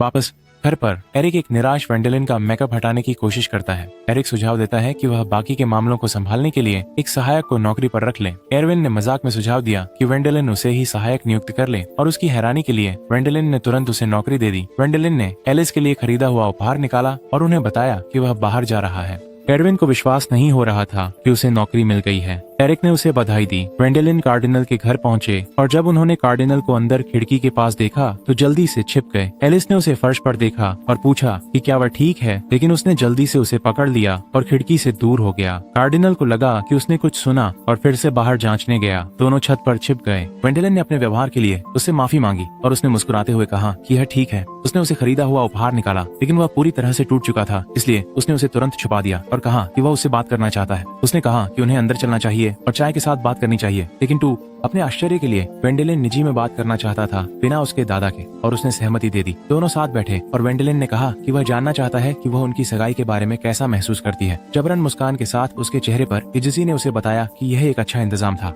उसका जवाब बहुत यांत्रिक था। उसने कहा कि एक ऐसे आदमी से शादी करना खुशी की बात है। वेंडलिन हैरान था क्योंकि वह उसे नहीं जानती थी, लेकिन उसने कहा कि राजधानी में हर कोई ड्रैगन स्लेयर को जानता था। वेंडलिन ने उसकी बात पर गहरी सांस ली और बस कहा कि उसे खुशी है। घर पर एरविन सत्ता के नशे में था और लड़कियां विश्वास नहीं कर पा रही थीं कि वह रिटेनर बन गया था। जब वे खरीदारी के लिए बाहर गई थीं, वे भी वेंडलिन के रिटेनर बनना चाहती थीं। एरविन उनकी कीमत पर मस्ती कर रहा था। उसने उन्हें बताया कि वह उनके लिए सिफारिश करेगा और कहा कि वह हमेशा से जूनियर्स रखना चाहता था। लड़कियां गुस्से में थीं और लुइस ने लीना से कहा कि उन्हें एक योजना बनानी होगी क्योंकि वे उनकी अधीनस्थ नहीं बनना चाहती थीं। एरविन खुशी खुशी एरिक और उनकी पत्नी की रसोई में मदद करने चला जाता है। लीना इस जोड़ी को देखती है और अचानक उसे एक ऐसा पद मिल गया जिससे यह सुनिश्चित हो जाए कि वे एरविन से ऊपर रहें। उसने लेना से कहा कि उन्हें वेंडलिन से शादी करनी चाहिए, लेकिन लेना ने उसे याद दिलाया कि एलिस पहले ही उसकी पत्नी है और लुइस ने कहा कि फिर वे उसकी उपपत्नियां बन सकती हैं। दोनों लड़कियां एक सैन्य सहयोगी परिवार से थीं, इसलिए वे किसी कुलीन की आधिकारिक पत्नियां नहीं बन सकती थीं, लेकिन उन्हें उपपत्नियां बनने की अनुमति थी। जैसे ही दोनों चर्चा कर रहे थे, वेंडलिन आया और घोषणा की कि वह घर आ गया है और लुइस लीना से कहा कि उन्हें तुरंत दासी प्रलोभन शुरू करने की जरूरत है। जैसे ही वेंडलिन आराम करने की कोशिश कर रहा था,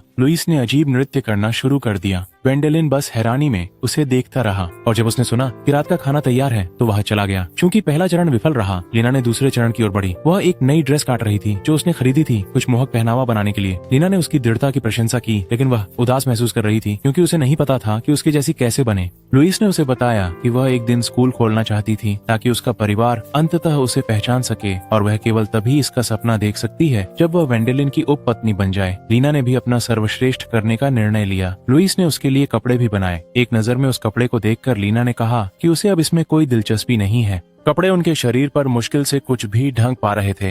घर के बाहर वेंडलिन कार्डिनल के बटलर से मिल रहे थे। दोनों आदमियों ने लड़कियों की बहस सुनी। बटलर ने उसे एलिस के साथ अगली रात के खाने का निमंत्रण दिया। अगले रात के खाने के दौरान बटलर उन दोनों के साथ था। डिनर बहुत अजीब था और एलिस बस वेंडोलिन की हर बात से सहमत हो रही थी। उसके बाद रात के खाने के बाद वेंडोलिन जाने की कोशिश कर रहा था, लेकिन बटलर ने सुझाव दिया कि वह एलिसिता कुमारोटा के लिए उनके पहले डेट पर एक उपहार खरीदें। वह उन्हें एक ज्वेलरी की दुकान पर ले गया और वेंडोलिन ने समझा कि बटलर का मतलब सगाई की अंगूठी था। उसे कोई भी अंगूठी पसंद नहीं आई और वह उन्हें दिखावटी समझते थे। एलिस ने उनसे कहा कि उन्हें कुछ महंगा खरीदने की जरूरत नहीं है, लेकिन उन्होंने कहा कि इसकी चिंता न करें क्योंकि उनके पास ड्रैगन मारने से पैसे हैं। उन्होंने अचानक एक छोटे से बॉक्स में एक छोटी अंगूठी देखी।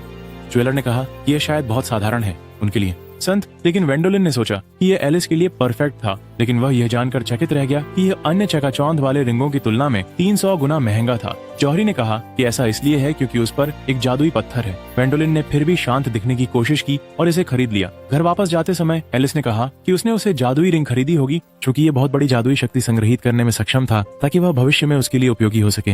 वेंडोलिन ने उसे आश्वासन दिया कि उसने केवल इसलिए अंगूठी खरीदी क्योंकि उसे लगा कि ये उस पर अच्छी लगेगी। एलिस को उसके तर्क पर आश्चर्य हुआ। उसने उससे कहा कि वह सभी के सामने सख्त दिखने और ड्रैगन स्लेयर के नाम को बनाए रखने के लिए बहुत दबाव महसूस कर रहा है, लेकिन सच्चाई यह है कि वह उतना बहादुर नहीं है। उसने उसे बताया कि एक संत के रूप में जीवन बिताना मुश्किल रहा होगा। उसने उसका हाथ पकड़ा और अंगूठी में जादू डाला, जिससे गाड़ी के अंदर खूबसूरत रोशनी बिखर गई। बाद में बटलर ने कार्डिनल को रात के खाने की रिपोर्ट दी। उसने बताया कार्डिनल को लड़के के दिमाग को पढ़ने में असफल रहा। उसने कहा कि अधिकांश लोग एलिस को संत होएनहाइम के रूप में मानते थे, लेकिन वेंडोलिन उसे जैसे एक सामान्य व्यक्ति के रूप में ही मानते थे। अपने कमरे में एलिस ने अपनी अंगूठी देखी और मुस्कुराई, जबकि कार्डिनल इस बात से चिंतित था कि वेंडोलिन क्या सोच रहा होगा। जवान आदमी घर पर था। रात के खाने में उनके पास जो समुद्री खाना था उसे सोया सॉस के साथ मिलाने के बारे में सोच रहे थे कि कितना शानदार होता। जब वे स्नैक खा रहे थे तो एरविन ने लड़कियों से ऑपरेशन कंकेबाइन सिडक्शन के बारे में पूछा। लड़कियों ने कहा कि उन्होंने धीमे चलने का फैसला किया है और वे अकादमी लौटने के बाद जारी रखेंगे क्योंकि गर्मी की छुट्टी लगभग खत्म हो गई थी। एरविन ने सहमति जताई कि यह एक अच्छा विचार था और इसके अलावा एलिस उसे राजधानी में व्यस्त रखती थी। जब वह दरवाजे से अंदर आती है तो वे चौंक जाते हैं। वे उसे बताते हैं कि वेंडोलिन को महल में बुलाया गया था। उसने कहा कि वास्तव में वह उनसे बात करने आई थी क्योंकि वह जानना चाहती थी कि वेंडोलिन कैसा व्यक्ति था। महल में राजा ने ब्रेंटैग और वेंडोलिन से कहा कि वे एक ड्रैगन को मार दें। वेंडोलिन चौंक गए, पर उन्होंने तुरंत स्वीकार कर लिया बिना कोई सवाल किए। बाद में एक कप्तान ने उन्हें बताया कि एक प्राचीन ड्रैगन उस क्षेत्र को रोक रहा था जिसे उन्हें विकसित करना था और राजधानी में भोजन की कमी को हल करना था। केवल जादूगर ही ड्रैगन की सांस का सामना कर सकते हैं। राजा ने उन्हें सूचित किया कि एक तीसरा जादूगर उनकी सहायता करेगा। तुरंत ही दरवाजे खुल गए। एक बहुत जोर से बोलने वाला आदमी अंदर आया। वो ब्रेंटैग का पुराना दोस्त लगता था। वेंडोलिन को वो बहुत डरावना लगा और वो आदमी बात करते समय लगातार उसके कंधे पर थपथपाता रहा। उसने राजा के सामने झुककर प्रणाम किया। राजा को वचन दिया कि वे तुरंत निकलेंगे ताकि ड्रैगन का ख्याल रख सकें। वेंडोलिन को झटका लगा कि उन्हें तुरंत जाना होगा। उस व्यक्ति ने अपनी शक्ति दिखाते हुए शेखी बघारनी जारी रखी। वेंडोलिन ने ब्रेंटैग से कहा कि वह व्यक्ति जादूगर के बजाय योद्धा जैसा दिखता है। ब्रेंटैग ने उसे बताया कि वह व्यक्ति महल का जादूगर था, आर्मस्ट्रांग। अगला कदम, तीनों लोग आर्मस्ट्रांग के आगे ड्रैगन के घोंसले की ओर उड़ रहे हैं। वेंडोलिन ने बताया कि आर्मस्ट्रांग तेज है। आर्मस्ट्रांग ने घोषणा की कि वे ड्रैगन को मारने के लिए आगे बढ़ने से पहले सीमा पर स्थित सैन्य छावनी में एक रणनीति की योजना बनाने के लिए रुकेंगे। पीछे घर पर एरिक ने त्रिमूर्तियों को सूचित किया कि वेंडोलिन और सैनिक कुछ समय के लिए अग्रिम पंक्ति में रहेंगे। उन्हें क्षेत्र के आसपास के राक्षसों का सफाया करने का कार्य भी सौंपा गया है क्योंकि ड्रैगन के बिना छोटे राक्षस पास के शहरों पर हमला कर सकते हैं। लीना आश्चर्यचकित थी क्योंकि ऐसा मिशन आमतौर पर भूमि वाले सरदारों को दिया जाता है जिनके पास वास्तविक सेना होती है। एरिक ने उन्हें बताया कि महल ने इस मिशन के लिए वेंडोलिन को चुना है क्योंकि वे उन जमीनों को खोना नहीं चाहते थे जो उन्होंने इनाम के रूप में दी थी, और चूंकि वह एक वस्त्रधारी कुलीन है वे उसे पैसे भी दे सकते हैं। घर के बाहर वेंडोलिन की सेना में शामिल होने के इच्छुक और पुरुष इंतजार कर रहे थे। एरिक ने एरविन को बताया कि चूंकि वेंडोलिन अनुपस्थित है उसे कमांडर के रूप में पदभार संभालना है और उसके लिए एक सेना इकट्ठा करनी है। एरविन डर गया और उसने उनसे कहा कि वह कमांडर नहीं बन सकता। एरिक ने उससे मदद करने का वादा किया बाहर, और लड़कियों ने भी उसे उत्साहित करने की कोशिश की। हालांकि वह इसका आनंद ले रही थी क्योंकि उसने नौकर होने के बारे में बहुत शोर मचाया था। लीना अभी भी चिंतित थी कि बाहर के पुरुष वेंडोलिन के लिए उचित सेना नहीं हो सकते, लेकिन एरिक ने कहा कि वे विश्वसनीय थे क्योंकि कुछ महिमा की तलाश में थे, जबकि दूसरों के पास साबित करने के लिए कुछ था। एरविन ने पुरुषों को सीमा रेखा तक लड़ाई में शामिल होने के लिए नेतृत्व किया। उस क्षण एरविन और लीना अपनी पहली लड़ाई को लेकर घबराए हुए थे। लुईज एक मजबूत चेहरा बनाए हुए थी क्योंकि जब कोई उनके तंबू में घुसा तो वह डर के मारे चीख उठी, लेकिन वह सिर्फ एलिस थी। उसने उन्हें बताया कि राजा ने पुरोहितों को आदेश दिया था जो उपचार जादू का उपयोग कर सकते थे अभियान में शामिल होने के लिए। उसने वेंडोलिन के बारे में पूछा और उन्होंने उसे बताया कि वह ड्रैगन की गुफा के पास डेरा डालने जा रहा है। एलिस बहुत चिंतित थी। अगले दिन सुबह जादूगर ड्रैगन की गुफा के सामने थे और जैसे ही हमेशा की तरह आर्मस्ट्रांग बहुत ज्यादा शोर कर रहा था। उसने ड्रैगन को जगा दिया। ड्रैगन ने उन पर इतनी जोर से गरजा कि वेंडोलिन चिल्लाया जैसे कि चकी डॉल की तरह दिख रहा हो। आर्मस्ट्रांग ने तुरंत अपनी जादुई कवच सक्रिय कर दी और ड्रैगन पर हमला करना शुरू कर दिया। वेंडोलिन को उसकी शक्ति बेहद प्रभावशाली लगी। ब्रांटैग ने उसे बताया कि कवच जादुई बाधा से अधिक मजबूत है। उसने वेंडोलिन से तैयार रहने के लिए कहा। वह कहता है कि आर्मस्ट्रांग का कवच जल्दी से जादू का उपभोग करता है, इसलिए वह ड्रैगन को कमजोर करने पर ध्यान दे रहा है ताकि वेंडोलिन उसे खत्म कर सके। आर्मस्ट्रांग ने संकेत दिया और वेंडोलिन ने उपयोग किया। अपने जादू से उसे जल्दी मार दिया। वापस छावनी में तिकड़ी ने एलिस को नाश्ते के लिए आमंत्रित किया और एरविन ने उसे वेंडोलिन के मिसो बॉल्स के बारे में सब कुछ बताया। उन्होंने उसे बॉल्स को मिसो सूप में बदलना सिखाया। उसने इसे आजमाया और कहा कि यह स्वादिष्ट है। तिकड़ी एक दूसरे के साथ बहस करने लगी और एलिस उनके चेहरे पर मुस्कान के साथ उन्हें देखती रही। तभी एक दूत ने आकर बताया कि ड्रैगन मर चुका है, जिससे वे बहुत खुश हो जाते हैं। वापस मांद में वेंडोलिन ड्रैगन को अपनी थैली में डालते हैं। वह कहते हैं कि उन्हें सुना है कि इसके लिए कोई इनाम नहीं मिलेगा। मिशन और आर्मस्ट्रांग ने उसे बताया कि वे इसके बारे में कुछ नहीं कर सकते क्योंकि उन्हें इसे उनके कर्तव्यों के हिस्से के रूप में करने के लिए कहा गया था। ब्रांटैग ने उसे बताया कि ड्रैगन के हिस्सों से बहुत सारा पैसा मिलेगा। आर्मस्ट्रांग ने उसे बताया कि असली मिशन अब शुरू होता है, लेकिन वेंडोलिन ने इसे खारिज करने की कोशिश की क्योंकि उन्हें सिर्फ कमजोर राक्षसों का ख्याल रखना था। ब्रांटैग ने उसे बताया कि राक्षस शिकार का सबसे डरावना हिस्सा वह था जिसने अल्फ्रेड को मारा था। तभी वेंडोलिन को एहसास हुआ कि वह संख्या का मतलब था। जब बहुत सारे होते हैं तो सबसे कमजोर राक्षस भी खतरनाक होते हैं। शिकार पहले ही शुरू हो चुका था और बड़ी संख्या में घायल सैनिक अंदर आ रहे थे। चिकित्सा करने वाले पुजारी भी जादू से बाहर हो गए थे और केवल एलिस की जादू शक्ति बाकी थी। सैनिक बहुत आभारी थे कि वह उनके साथ थी और अधिक सैनिक आने लगे। उन्होंने कहा कि अग्रिम पंक्ति में अफरा तफरी थी और जादूगर ही थे जिनकी वजह से वे अब तक जीवित थे, लेकिन उनकी जादू शक्ति भी जल्द ही समाप्त हो सकती थी। एलिस को वेंडोलिन की चिंता थी। सुबह तक उसकी जादू शक्ति भी खत्म हो गई, इसलिए उसने अपनी अंगूठी में जो जादू था उसे इस्तेमाल करना शुरू कर दिया। रात होते होते एलिस थक चुकी थी और आराम करने की कोशिश कर रही थी, लेकिन एक सैनिक ने उसे बाधित किया। उसने उसे वेंडोलिन के बारे में खबर दी और कहा कि वह सुरक्षित है। उसने आगे बताया कि वेंडोलिन एक नायक था और मोर्चे पर लड़ाई कर रहे थे।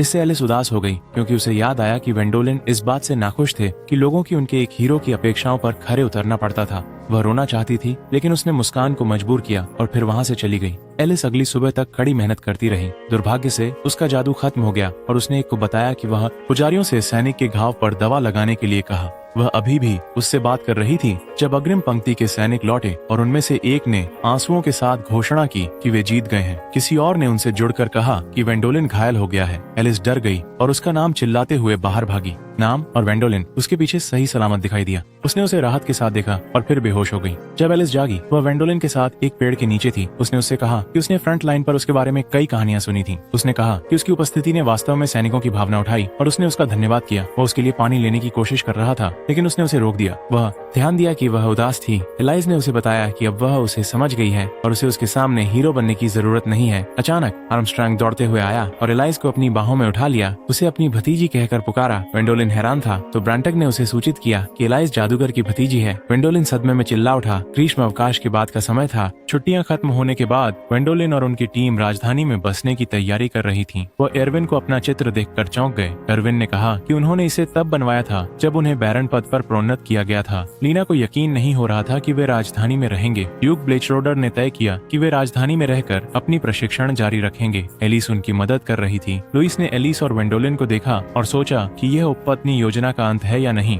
क्योंकि यह जोड़ी शायद एक साथ रहने लगेगी। एलिस ने वेंडोलिन से कहा कि उसे लगा कि वह लीना और लुइस से सगाई कर चुका है क्योंकि वह उनके साथ रह रहा था। उसने उसे बताया कि वह नहीं था और पूछ लिया कि उसका रखेलों के बारे में क्या विचार है। एलिस मुस्कुराई और उसे बताया कि उसे इससे कोई आपत्ति नहीं है और उसने उसे एक अजीब सी मुस्कान दी। वह हैरान हो गया जब दोनों लड़कियों ने जल्दी से चिल्लाकर कहा कि वे भी उसकी रखेल बनना चाहती हैं। वह एलिस की ओर देखा और उसने इशारा किया कि सब ठीक है, तो उसने सहमति दे दी। लुइस बहुत खुश थी। 6 महीने बाद वेंडोलिन का भाई हेलमत एक नाइटडम में शादी कर रहा है। पॉल और एरिक ने वेंडोलिन से कहा कि लोग केवल बाउमिस्टर परिवार में शादी करना चाहते हैं क्योंकि वे उसके ससुराल होना चाहते हैं। वेंडोलिन शर्मिंदा है और कहता है कि यह सच नहीं है। पॉल ने उसे बताया कि उसे टूर्नामेंट में शामिल होना होगा। एरिक ने समझाया कि यह एक मार्शल आर्ट्स टूर्नामेंट है जो हर 3 साल में राज्य द्वारा आयोजित किया जाता है। सभी कुलीनों को इसमें भाग लेना होता है। कम से कम एक बार। वेंडोलिन उन्हें बताता है कि वह मैच डिवीजन में शामिल होगा। एरिक ने बताया कि वहाँ केवल तलवारबाजी है। भाला चलाना, तीरंदाजी और हाथ से हाथ की लड़ाई। वह यह भी जोड़ता है कि किसी भी प्रकार के जादू का उपयोग निषिद्ध है। उसे प्रतियोगिता में केवल कौशल के साथ ही लड़ना होगा। वेंडोलिन था निराश हुए और काश उनके पास एक रसोई चाकू डिवीजन होता। आगे लीना, लुइस और एरविन को प्रशिक्षण करते हुए देखा जाता है। एरविन लड़कियों के साथ नहीं चल पाता क्योंकि उनकी सहन शक्ति जादू से बढ़ाई गई है। वह इसकी शिकायत करता है और कहता है कि वह अब थक गया है। वे चर्चा जारी रखते हैं और वेंडोलिन को अपने ऊपर उड़ते हुए देखते हैं। एरविन हर किसी को जादू के साथ आसान जीवन जीते हुए देखकर तंग आ जाता है और शिकायत करते हुए भाग जाता है। अब उनके महल में वापस ब्रांटेग लीना और लुइस को सूचित करते हैं कि उन्हें टूर्नामेंट्स में प्रदर्शन करना होगा। वह उन्हें बताते हैं कि उन्हें केवल इससे गुजरना होगा। प्रारंभिक दौर, क्योंकि पहले दौर में हारने से वेंडोलिन के लिए केवल शर्म आएगी। ये जोड़ी तुरंत अभ्यास करने के लिए चली जाती है। ब्रांटेग ने एरविन से पूछा कि वह उनके साथ क्यों नहीं जुड़ रहा और एरविन ने उसे बताया कि हारने पर उसे खोने के लिए कुछ नहीं है। ब्रांटेग ने बताया कि उसे उसकी पार्टी से बाहर किया जा सकता है। एरविन चौंक गया। उसने ब्रांटेग से कहा कि वेंडोलिन ऐसा नहीं है। ब्रांटेग ने बताया कि किसी अव्यवहारिक चीज को छोड़ देना स्वाभाविक है। उसने उसे बताया कि उसके समय में उन्होंने उन साथी सदस्यों को बदल दिया जो उनके लिए उपयोगी नहीं थे। उस रात जब वे खाना खा रहे थे, वेंडोलिन ने उन्हें बताया कि पिछले 2 टूर्नामेंटों के विजेता वॉरेन, रॉयल नाइट्स के कमांडर, प्रतियोगिता से हट रहे हैं, जिससे उनके पास थोड़ी लड़ने की संभावना हो सकती है। इस खबर ने उन्हें बहुत खुश किया। खुश? वेंडोलिन ने उनसे पूछा कि क्या एलिस पार्टी में शामिल हो सकती है। लीना और लुइस को यह विचार पसंद आया, लेकिन एरविन को लगा कि उसकी स्थिति खतरे में पड़ सकती है। वेंडोलिन ने देखा कि वह चुप है और पूछा कि क्या वह इसके साथ ठीक है। एरविन सहमत हो गया। लड़कियां आश्चर्यचकित हैं कि वेंडोलिन टूर्नामेंट में दिलचस्पी ले रहा है। वह उन्हें बताता है कि वह खुद को शर्मिंदा नहीं करना चाहता, इसलिए वह इसे गंभीरता से ले रहा है। एरविन घोषणा करता है कि वह टूर्नामेंट जीतने वाला है। अगले दिन एरविन लगन से प्रशिक्षण करता है, जबकि लीना और लुइस उसका साथ नहीं दे पाती। उसके साथ हैं क्योंकि वे बिना जादू की बढ़ोतरी के प्रशिक्षण ले रहे हैं। वेंडोलिन अपने सभी प्रशिक्षण में पूरी तरह असफल हो रहा है। तिगड़ी देर शाम तक प्रशिक्षण जारी रखी, लेकिन वेंडोलिन पहले ही तंग आ चुका था। अगले सुबह एरविन अब भी प्रशिक्षण ले रहा था। उसके हाथ से पहले ही खून बह रहा था, लेकिन उसने इसे अनदेखा कर दिया और जारी रखा। लड़कियों ने उसे अभ्यास करते हुए देखा और इस बात पर सहमति जताई कि वह वास्तव में जीत सकता है। बाद में वह अगले दिन वेंडोलिन ने उन्हें बताया कि राजा ने वॉरेन को वापस लेने से इनकार कर दिया, इसलिए वह फिर से प्रतियोगिता में था, जिससे एरविन का हौसला टूट गया। उस रात वह अपने बिस्तर पर गिर पड़ा। काफी उदास महसूस कर रहा था। लड़कियां उसे अभ्यास के लिए बुलाने आईं, लेकिन उसने जाने से इनकार कर दिया। उसने उनसे कहा कि वॉरेन की कौशल अद्वितीय है, इसी वजह से वह छोटी कुलीनता के तीसरे पुत्र होते हुए भी कमांडर बना। लड़कियों ने उसे उत्साहित करने की कोशिश की, लेकिन एरविन ने उन पर झल्ला कर कहा कि वे उनके जैसा महसूस नहीं कर सकते क्योंकि उनके शरीर में जादू है। लड़कियां उसे अकेला छोड़कर चली गईं और एरविन काफी शर्मिंदगी में महसूस करता रहा। अगले सुबह उसने वेंडोलिन को अकेले देखा और पार्टी में अपनी जगह सुनिश्चित करने के लिए उससे बात करने का निर्णय लिया। अपनी बात कहने के बाद उसने ये देखा कि लड़का लगातार सो रहा था। एरविन ने उसे जगाया और वेंडोलिन ने उसे एलिस समझा। एरविन ने उसे थोड़ा चिढ़ाया। वेंडोलिन ने उसे बताया कि समूह में शामिल होने के बाद एलिस चिंतित महसूस कर रही थी, क्योंकि वह चिंतित थी कि वह एक दिन उन्हें बाधा पहुंचा सकती है। उसके पास उनके जैसी कोई लड़ने का अनुभव नहीं था और वह भी सुबह जल्दी उठकर अभ्यास कर रही थी। एरविन को एहसास हुआ कि वह स्व केंद्रित था और उसने ध्यान नहीं दिया कि उसके दोस्त सभी संघर्ष कर रहे थे। उसने उत्साह पूर्वक वेंडोलिन को बताया कि वह टूर्नामेंट जीतने वाला है। जब लड़कियां प्रशिक्षण पर बाहर थीं, एरविन ने उनसे माफी मांगी और वे सब एक साथ प्रशिक्षण जारी रखे। टूर्नामेंट के दिन आर्मस्ट्रांग ने उस क्षेत्र में सीटें सुरक्षित की जहां फाइनल आयोजित होगा। उसने अपने पीछे के समूह को देखा और आशा की कि वे कम से कम प्रारंभिक चरणों को पार कर लेंगे। एलिस ने उनके लिए लंच बॉक्स लाए। ब्रांटाग ने उन्हें प्रारंभिक एरिना की ओर जाने के लिए कहा। वेंडोलिन कोने में खड़ा था, नींद में दीवार से सिर टकरा गया और उसी समय जाग गया। आर्मस्ट्रांग ने उन्हें कहा कि अगर वे हार जाएं तो यहाँ वापस आ जाएं। वेंडोलिन पहले खड़ा हुआ और भीड़ ने उसका नाम लिया, लेकिन वह यह देखकर चौंक गया कि उसका सामना वॉरेन से है। वेंडोलिन ने सोचा कि वह नहीं जीत सकता, लेकिन उसे कम से कम लड़ाई तो करनी ही होगी। घंटे की आवाज के तुरंत बाद वॉरेन उसे हरा दिया। उसने उसे आते हुए भी नहीं देखा। वेंडोलिन शांति से चाय पीने के लिए लौट आया और आर्मस्ट्रांग ने उसका मजाक उड़ाया। ब्रांटाग आशा करता था कि बाकी लोग वेंडोलिन की तरह तेजी से वापस न आए। एरविन ने अपने प्रतिद्वंद्वी को जल्दी ही हरा दिया। लीना को भी पहले द्वार में जीतने में कोई समस्या नहीं हुई। लुइस ने भी अपनी जीत दर्ज की, लेकिन थोड़ी देर बाद वह लौटकर उन्होंने सूचित किया कि वह प्रारंभिक दौर के सेमीफाइनल में हार गई थीं। ब्रांटाग ने उनकी प्रशंसा की कि वह बिना अपनी जादुई मुट्ठी के इतना आगे तक लड़ सकी। एलिस ने लुइस को ठीक करने के लिए जादू का उपयोग किया। प्रिलिमिनरी के अंतिम दौर के लिए लीना का सामना रॉड्रिक से हो रहा था, जो वेंडोलिन को अपना सहायक बनाने के लिए जोर डाल रहा था। रॉड्रिक बहुत खुश था और आशा कर रहा था कि वेंडोलिन उसे लड़ाई करते हुए देख रहा था। लीना का उसके खिलाफ कोई मौका नहीं था क्योंकि वह बहुत तेज था। वह वापस आई और बताया कि वह रॉड्रिक से हार गई। हालांकि उसने उसके बारे में बहुत कुछ सीखा। उसे एक व्यापारी परिवार में पाला गया था, इसलिए उसे लेखांकन में अच्छी महारत है। वह अभी भी बात कर रही थी, लेकिन देखा कि वेंडोलिन उसकी बात नहीं सुन रहे थे। एलिस ने उन्हें बताया कि वह पूरी रात जागा रहा ताकि जो लंच बॉक्स उसने दिए थे उन्हें बना सके। उनका एरविन ने अपनी सभी मुकाबले जीते थे और फाइनल में जाने से पहले एक और मुकाबला बचा था, लेकिन उसकी चोटिल बाजू ने उसे परेशान किया और उसका अगला प्रतिद्वंद्वी वॉरेन था। लड़कियों ने उसकी बाजू इलाज करने में मदद की और रेफरी ने उसे मुकाबला छोड़ने के लिए कहा, लेकिन एरविन इनकार कर दिया। लुइस ने कहा कि ब्रांटैग को पहले उन कठोर शब्दों को कहने के लिए कुछ बुरा लग रहा था। एरविन ने कहा कि ब्रांटैग वास्तव में सही था और बिना जादू के वह पार्टी के लिए उपयुक्त सदस्य नहीं था। उन्होंने उसे वह लंच बॉक्स दिखाया जो वेंडोलिन ने उनके लिए बनाया था। उन्होंने उसे बताया कि वह उन्हें खुश करने की कोशिश कर रहा था, इसीलिए उसने पूरी रात जागकर उन्हें बनाया। लड़कियों के भाषण खत्म करते ही एरविन और भी जोश में आ गया। लेना हैरान रह गई और उसने कहा कि भाषण उसे हार मानने के लिए था, न कि उसे और आगे बढ़ाने के लिए। एरविन ने उनसे कहा कि वेंडोलिन का मजाक बन जाएगा अगर पार्टी का सदस्य लड़ाई से भाग गया। संक्षेप में वह आदमी हार गया, लेकिन वॉरेन उनके और लीना के भी गुरु बन गए। लुइस ने भी ट्रेनिंग के लिए वेंडोलिन को अपने गुरु से मिलवाया और उसके लिए यह बहुत बड़ा झटका था कि वह बहुत ज्यादा जोशीला और शोर करने वाला आदमी आर्मस्ट्रैंग था। सीन 3 साल बाद कूदता है और लॉर्ड बाउमेस्टर धीरे धीरे शहर के मामलों की जिम्मेदारी कर्ट को सौंप रहे हैं। जब सहायक टैक्स कलेक्शन लेकर आया, रिपोर्ट देते हुए उसने उसे बताया कि उसने इसे पूरी तरह से कर्ट को सौंप दिया है।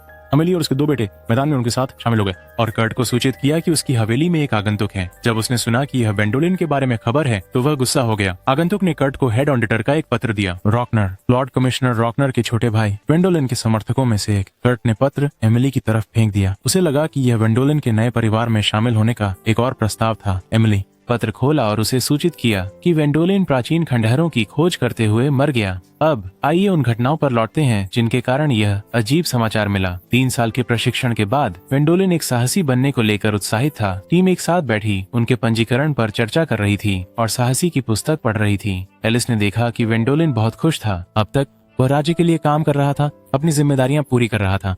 उत्साह में उसने कहा कि अब चीजें अलग होंगी। वह अभी भी बात कर रहा था। जब ब्रांटैग ने राजा की खबर के साथ उन्हें बीच में रोका तो वे इतने उत्साहित थे।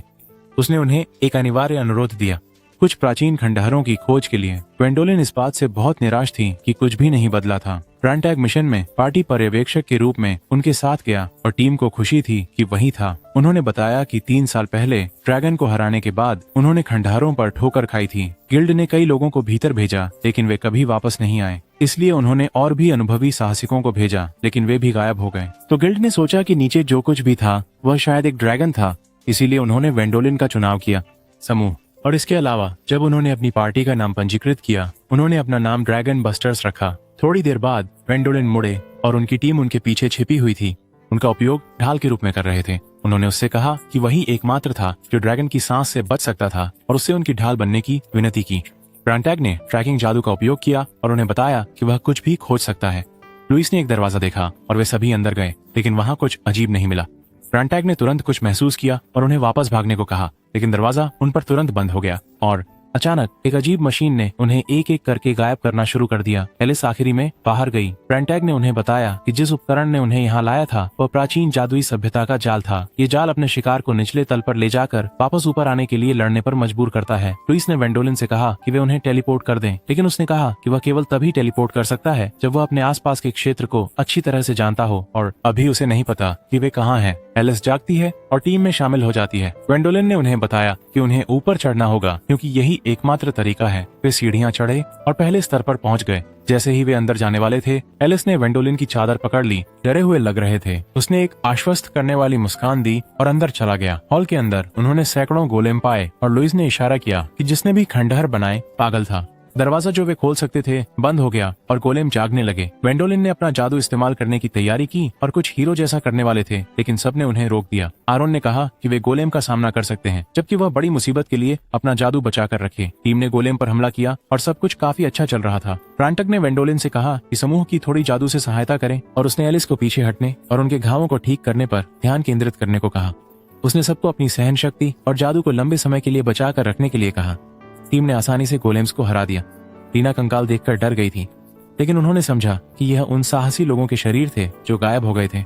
लुइस एक आवाज सुनी और जांचने के लिए भागी। उसने उन्हें बताया कि और गोलेम उनकी तरफ आ रहे हैं, इसलिए उन्होंने अगले स्तर पर जाने का निर्णय लिया। वेंडोलिन ने कंकालों को देखा और सोचा कि क्या वे भी यहाँ फंसने वाले हैं। पीछे की तरफ महल में राजा चिंतित था कि उन्होंने 5 दिनों से समूह से कोई खबर नहीं सुनी थी और कोई अफवाह फैला रहा था कि वेंडोलिन मर चुका है। वहीं पर महल में 2 अधिकारी प्रसन्न थे और उन्होंने आशा की कि वेंडोलिन मिशन पर मर जाए ताकि सभी जिन्होंने समर्थन किया था उन्हें अपमानित किया जाएगा। उन्होंने कार्डिनल को पास से गुजरते देखा और उनके खर्च पर मजे करने की कोशिश की, लेकिन कार्डिनल बहुत शांत थे और उन्होंने उन्हें बताया कि उनकी पोती और वेंडोलिन बहुत जल्द लौट आएंगे। लॉर्ड कमिश्नर रुकनर रास्ते में कार्डिनल से मिले और वे दोनों सोचने लगे कि झूठी बातें कौन फैला रहा था। खैर, पता चला कि यह रोडगनर का छोटा भाई था जो उसकी स्थिति को पाने की कोशिश कर रहा था। उसने अपने सहायक को एक पत्र दिया और उसे बताया कि उसे इसे लेकर जाना है। कर्ट, उन्होंने उस व्यक्ति से कहा कि कर्ट को प्रोत्साहित करें कि उनके बेटे को वेंडोलिन का उत्तराधिकारी बनाने का। अंदर खंडहरों में टीम की स्थिति अच्छी नहीं है। वेंडोलिन के आराम का समय था, इसलिए वह एलिस के पास बैठकर खाना खा रहा था। उसने पूछा क्या उसने सोया, और उसने कहा कि वह 2 घंटे सोने में सक्षम थी।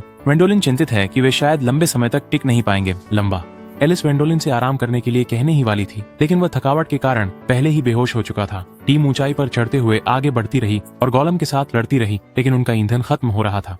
वे अगले स्थान पर पहुंचे और लड़ाई जारी रखी, लेकिन इरविन नीचे गिर गया, इसलिए एलिस उसे ठीक कर रही थी। उसे चिंता थी कि वे यहाँ मर सकते हैं, लेकिन एलिस ने उसे आश्वासन दिया कि उन्हें कुछ नहीं होगा। उसने उसे कहा कि अगर वह वॉरेन के खिलाफ कोई मैच जीते बिना मर गया तो उसे पछतावा हो सकता है। एलिस ने सोचा कि उसे किस बात का पछतावा होगा और वेंडोलिन की तरफ देखा। वे अंतिम दौर में पहुंच गए और प्रवेश करने से पहले एलिस ने वेंडोलिन से कहा कि उन्हें जीवित घर लौटना चाहिए। अंतिम हॉल के अंदर उन्होंने कोई गोलम नहीं देखा, इसलिए वे खुश थे, लेकिन ब्रांटैग ने हॉल के अंत में ड्रैगन को देखा। अचानक जानवर जाग गए और ब्रांटैग ने जल्दी से एक जादुई बैरियर खड़ा कर दिया। ड्रैगन ने उन पर हमला किया और वेंडोलिन ने भी बैरियर को समर्थन देने के लिए उनका साथ दिया। टीम ने आगे पर ध्यान केंद्रित किया और पीछे देखना भूल गए तो एक समूह गोलेम्स ने हमला कर दिया। लैना को चोट लग गई।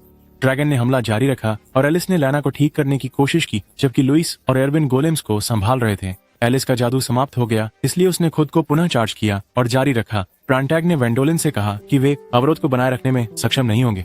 लीना जाग गई और एलिस को धन्यवाद दिया। वेंडोलिन ने ब्रांटैग से कहा कि उसके पास ड्रैगन को मारने की योजना है, इसलिए ब्रांटैग ने उसे अपनी जादू से बढ़ावा देने का निर्णय लिया। वे पलटवार करने लगे, लेकिन ब्रांटैग की ऊर्जा खत्म हो गई। वह वेंडोलिन को गर्व से देखने लगा। उसे कहा कि वह बिल्कुल अल्फ्रेड जैसा दिखता है, और फिर वह बेहोश हो गया। वेंडोलिन ने अपनी सारी शक्ति का उपयोग किया, लेकिन वह हार रहा था। एलिस ने छलांग लगाई और उससे कहा कि वह एक जादू कर रही है, मिरेकल लाइट। उसने तुरंत उसे चूमा और टीम ने एक साथ चीख लगाई।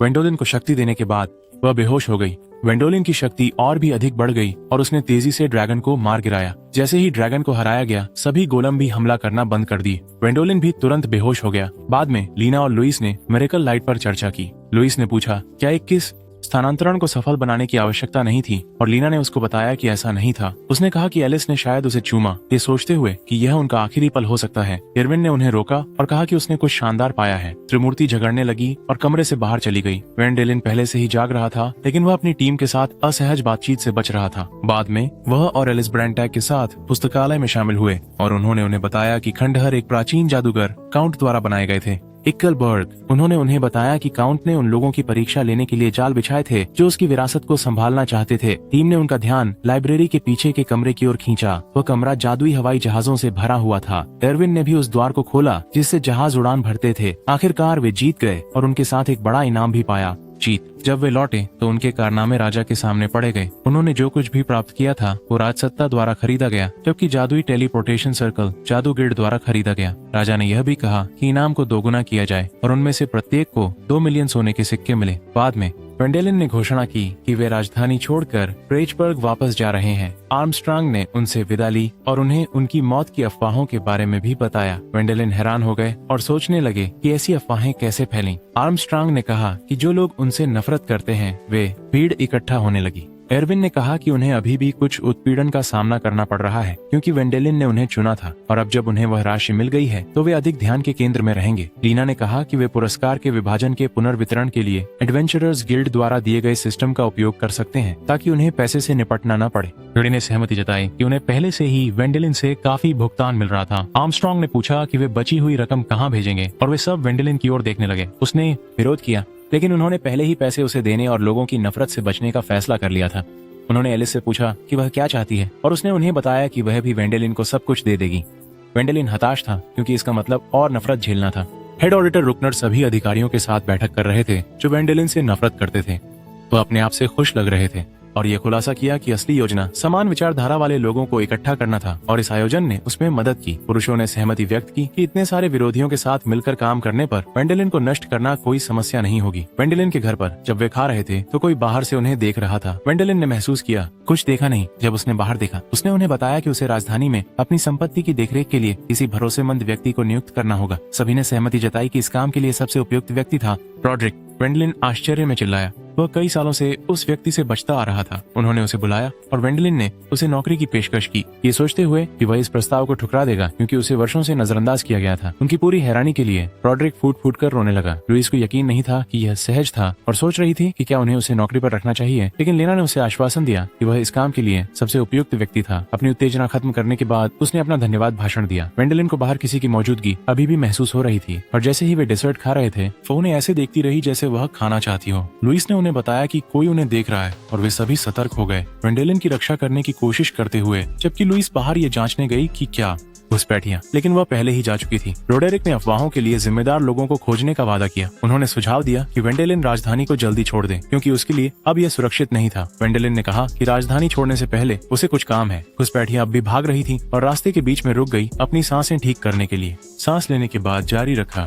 वेंडेलिन और उनकी टीम जादू संस्थान की अनुसंधान प्रयोगशाला गए और प्रधान शोधकर्ता लुकास ने उनका स्वागत किया। वेंडेलिन ने उसे बताया कि वे उनके जादुई समनिंग सर्कल का उपयोग करना चाहते थे। लुकास ने उन्हें दिखाया। उसने कहा कि वे अभी भी इस पर काम कर रहे थे, लेकिन एक बड़ी मात्रा में जादुई शक्ति के साथ वेंडेलिन इसे काम में ला सकता था। उसे केवल अपने दिमाग में जो वह चाहता था उसे चित्रित करना था। एरविन ने इस पर एक गंदी मजाक की कि यह एक अंडरवियर चोर के लिए बहुत उपयोगी हो सकता है, तो लीना और लुइस ने उसे मारा। वेंडेलिन सर्कल में चला गया। उन्होंने जो चाहा था उसका चित्रण किया और फिर अपना जादू छोड़ दिया, लेकिन उनके सदमे के लिए एक अंडरवियर बाहर आ गया जिसने उन्हें अंदर आने दिया था। उस महिला ने उसे पकड़ लिया और वेंडेलिन को थप्पड़ मारा क्योंकि वह वही था जो उसने पहने हुए था। वह बहुत शर्मिंदा हुआ और माफी मांगी कि उसने कहा उसका मन भटक गया था। एरविन ने जो कहा उसके बाद एरविन ने इसके बारे में उसे चिढ़ाया। वेंडेलिन फिर से प्रयास करने के लिए वापस गया और लड़कियों ने अपनी सांसें रोक ली कि कहीं वह फिर से कोई गलती न कर दे, लेकिन इस बार वह जो चाहता था उसे पा लिया। टीम अपना इनाम लेकर मैजिक इंस्टीट्यूट से चली गई।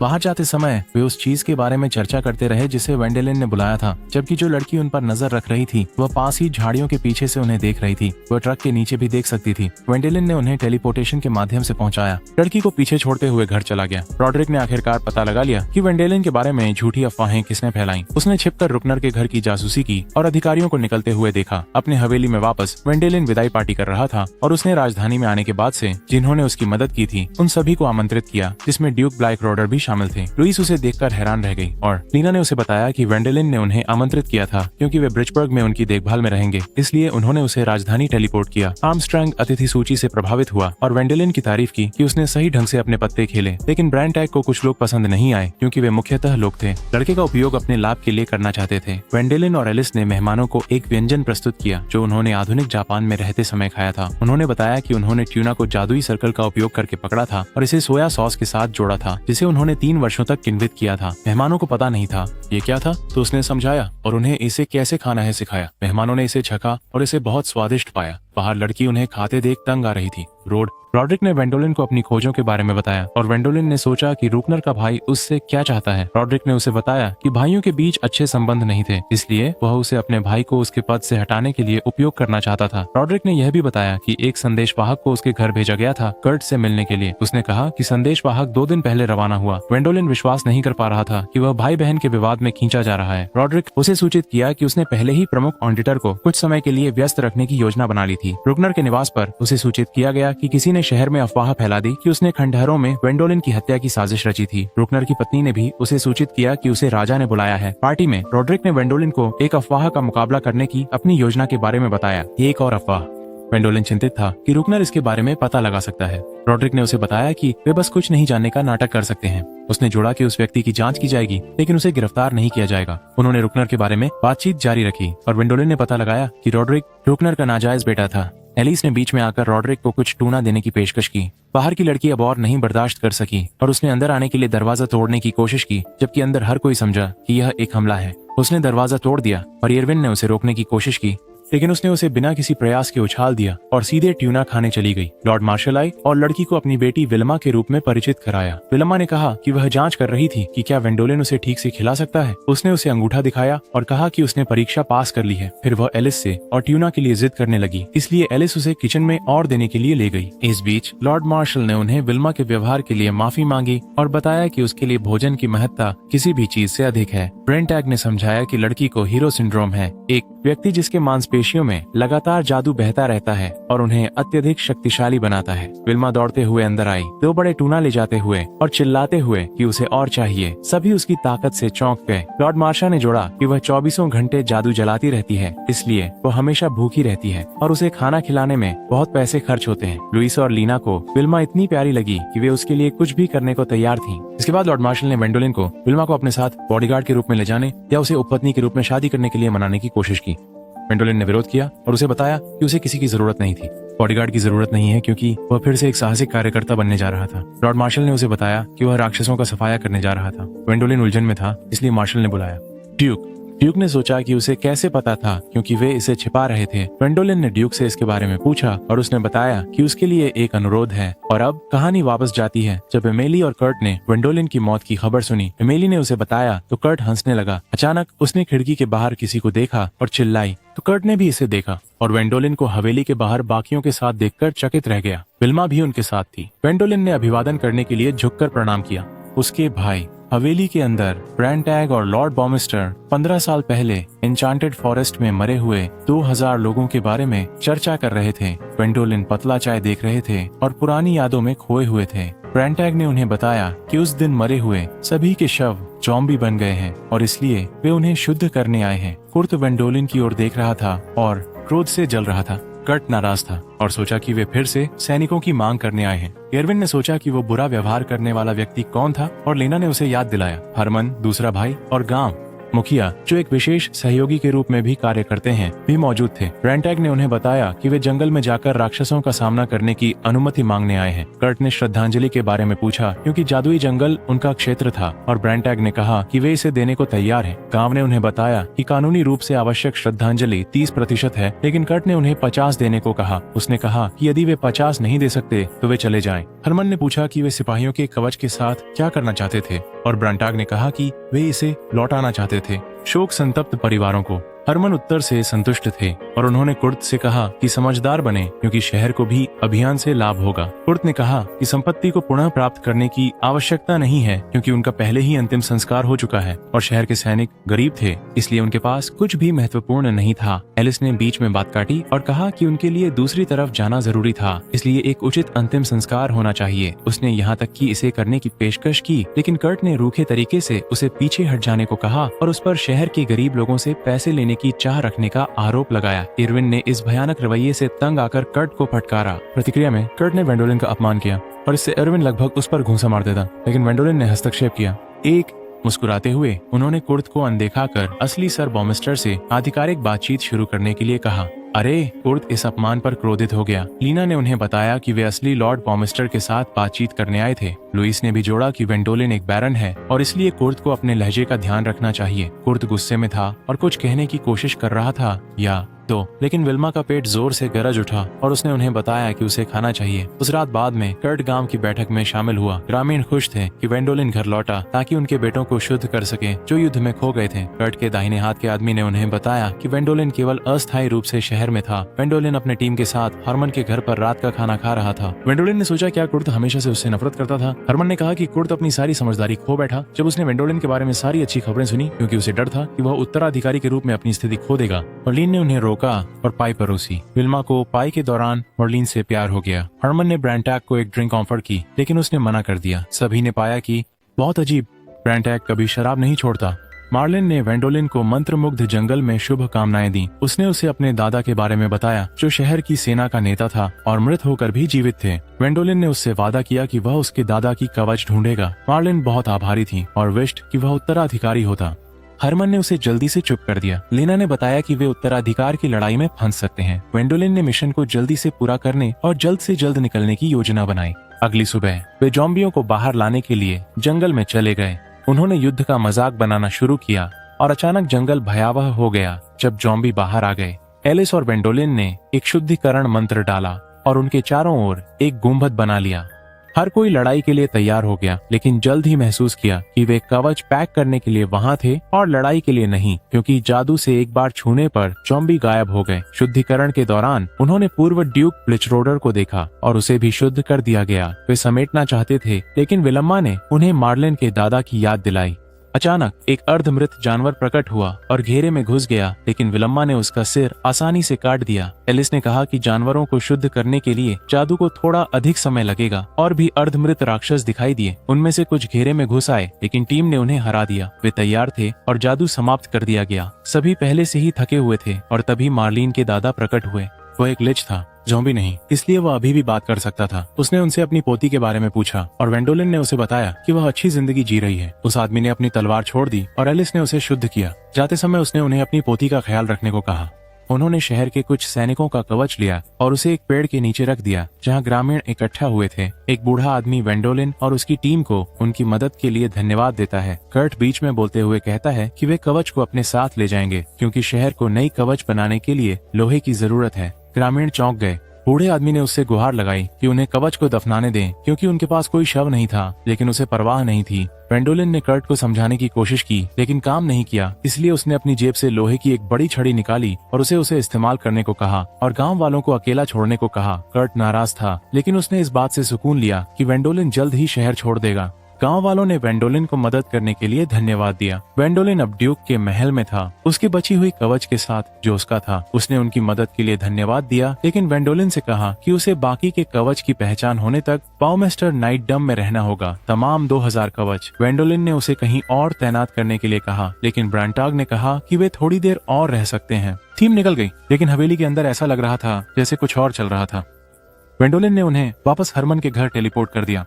सहायक ने उन्हें बाहर मुलाकात की और वेंडोलिन ने समझाया कि उन्हें आदेश दिया गया था कि जब तक छंटाई खत्म नहीं हो जाती तब तक शहर में रहें। सहायक ने उनसे अगले दिन अंतिम संस्कार में शामिल होने के लिए कहा। अगले दिन एलिस ने अंतिम संस्कार का नेतृत्व किया, क्योंकि शहर का पुरोहित थोड़ा बूढ़ा था। ग्रामीण इस बात से खुश थे कि संत ने अंतिम संस्कार में मदद की, लेकिन वे कर्ट से बहुत निराश थे, क्योंकि वह दिखने की शिष्टता भी नहीं दिखा सके। उस रात उन्होंने एक पार्टी की। एक बूढ़े आदमी ने वेंडोलिन को पीने के लिए कुछ दिया और उसने उसे ब्रांटैग को देने को कहा, लेकिन उसने कहा कि ब्रांटैग ने उसे मना कर दिया। तभी वेंडोलिन ने देखा कि वह यहाँ आने के बाद से खुद जैसा नहीं है। सड़क पर थोड़ा नीचे अमेलिया और उनके 2 बेटे अंदर आए और सम्मान प्रकट करने गए। जब वह समाप्त हो गयी तो वेंडोलिन ने उनका अभिवादन किया और उन्होंने उसे उनका उपनाम कहकर बुलाया, लेकिन तुरंत एहसास हुआ और माफी मांगी। वेंडोलिन ने कहा कि उसे ऐसा कहने में कोई आपत्ति नहीं। उनके बेटों ने उनसे पूछा कि कैसे उन्होंने ड्रैगन को मारा। वेंडोलिन की पार्टी ने कहानी बताने के लिए एक शो का आयोजन किया, जबकि लीना और लुइस इस बारे में बहस करते हैं कि कहानी में ब्रांटैग की भूमिका कौन निभाएगा। वेंडोलिन और एमिली थोड़ी देर उनके लड़कों के बारे में बात करते हैं और फिर वह उन्हें कैंडी बनाते हैं।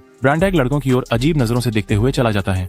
बाद में उन्होंने लड़कों से विदाई ली और घर की ओर चल पड़े। जैसे ही वेंडोलिन जाने वाले थे, सहायक उनके पास आया और उन्हें उत्तराधिकारी बनने के लिए कहा। वेंडोलिन इस प्रस्ताव से थोड़ा चौंक गए, लेकिन सहायक ने उन्हें बताया कि कर्ट शहर को बर्बाद कर रहा था। वेंडोलिन को एक साहसी के रूप में अपनी आजादी की चिंता थी, लेकिन सहायक ने उन्हें बताया कि वह जो चाहे कर सकते हैं और जमीन की देखरेख के लिए किसी को नियुक्त कर सकते हैं। उसने यह भी उल्लेख किया कि उसने राजधानी में उनके रिटेनर के बारे में सुना था। वेंडोलिन ने यह भी बताया कि अगर उन्होंने वारिस बनने की कोशिश की तो महल उन्हें रोक देगा। मददगार ने उसे बताया कि महल और रईस भी चाहते थे कि वह जिम्मेदारी संभाले। ब्रांटैग भी उनसे जुड़ गए और वह आश्चर्यचकित हुए कि वह आदमी वेंडोलिन के बारे में इतना कुछ कैसे जानता था, जिसमें महल की गुप्त योजना भी शामिल थी। उन्होंने वेंडोलिन से कहा कि ये सच है कि महल चाहता था कि वह जिम्मेदारी संभाले। महल के अंदर राजा रईसों से मिल रहे थे।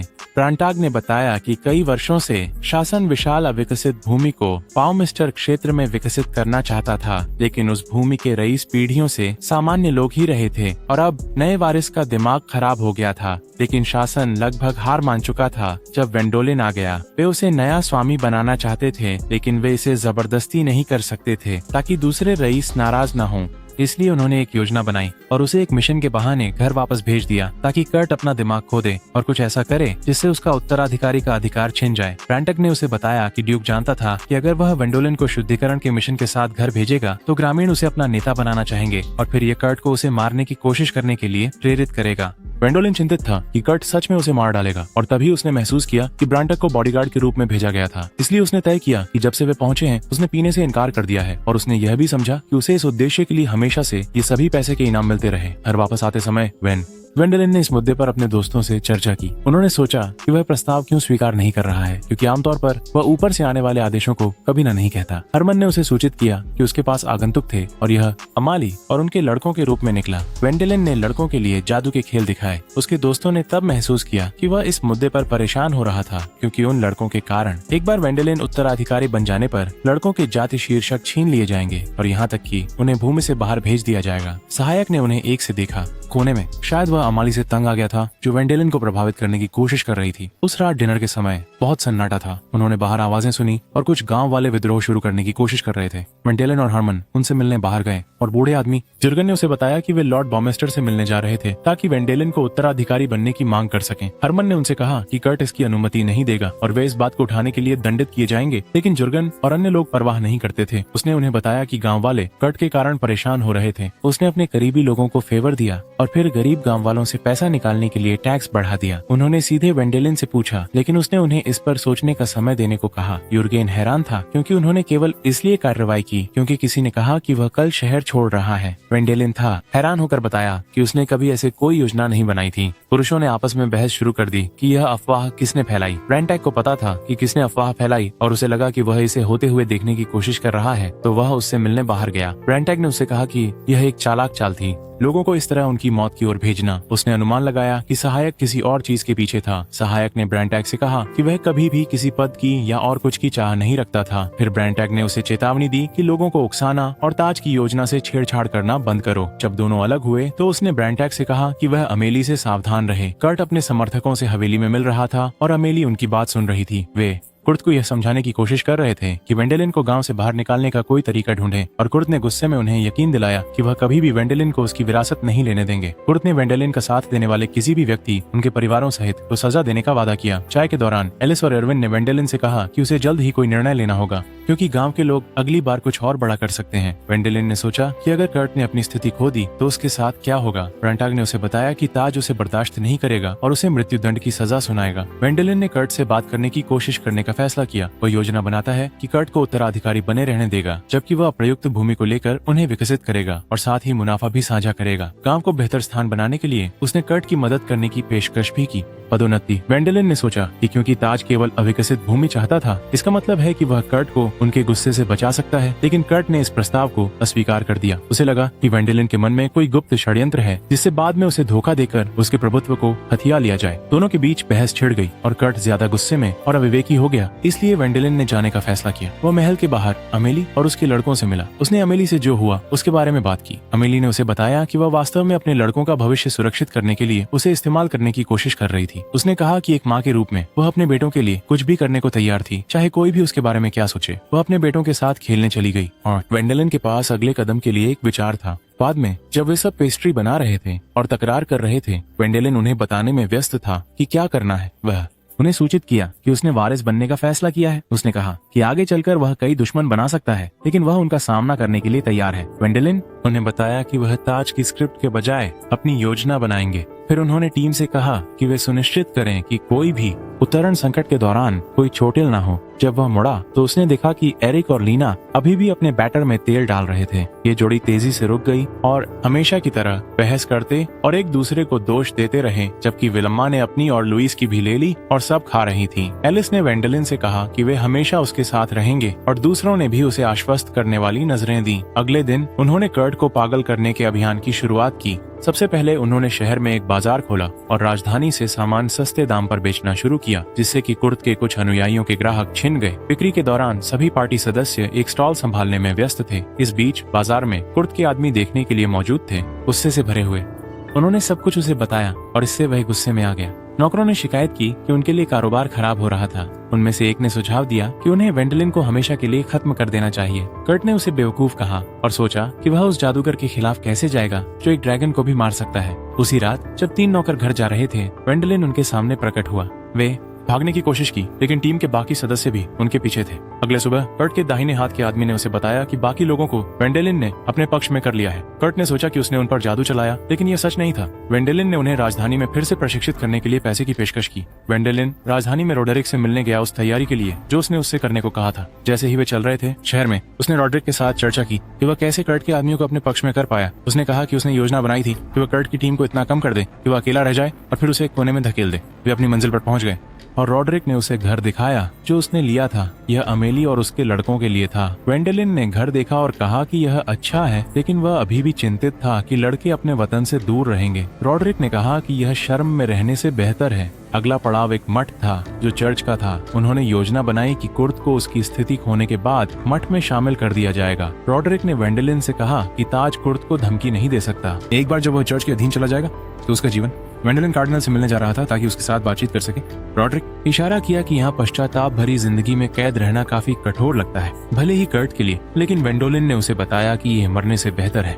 जब वे दोनों वापस लौट रहे थे, रोडरिक ने उसे बताया कि बहुत से लोग उससे मिलने की कोशिश कर रहे हैं जब से उन्होंने अविकसित भूमि के बारे में सुना है। वेंडोलिन ने कहा कि उसके सर्कल के कुछ लॉर्ड्स भी उसे टटोल रहे थे। समस्या उन अमीरों के साथ नहीं थी जो पहले से ही वेंडोलिन से जुड़े हुए थे, बल्कि उन लोगों के साथ थी जिनका उससे कोई संबंध नहीं था। वे बहुत खतरा महसूस करने लगे और रकनर का साथ देने लगे। जैसे ही दोनों चर्चा कर रहे थे, रकनर का भाड़े का आदमी उनके पास से गुजरकर एक गली में गया जहाँ उसने रकनर से एक वस्तु प्राप्त की। उसे वह कर्ट को देने के लिए कहा गया था। कर्ट की हवेली में वापस, ये उनके गांव की बैठक का दिन माना जाता था, लेकिन कोई नहीं आया और हालात को और खराब करने के लिए कर्ट का दायां हाथ भी दूसरी तरफ चला गया था। उस आदमी ने स्वीकार किया कि वेंडोलिन ने उसे एक प्रस्ताव दिया और वह मना नहीं कर सकता था। उसने माफी मांगी और कर्ट को छोड़कर भाग गया।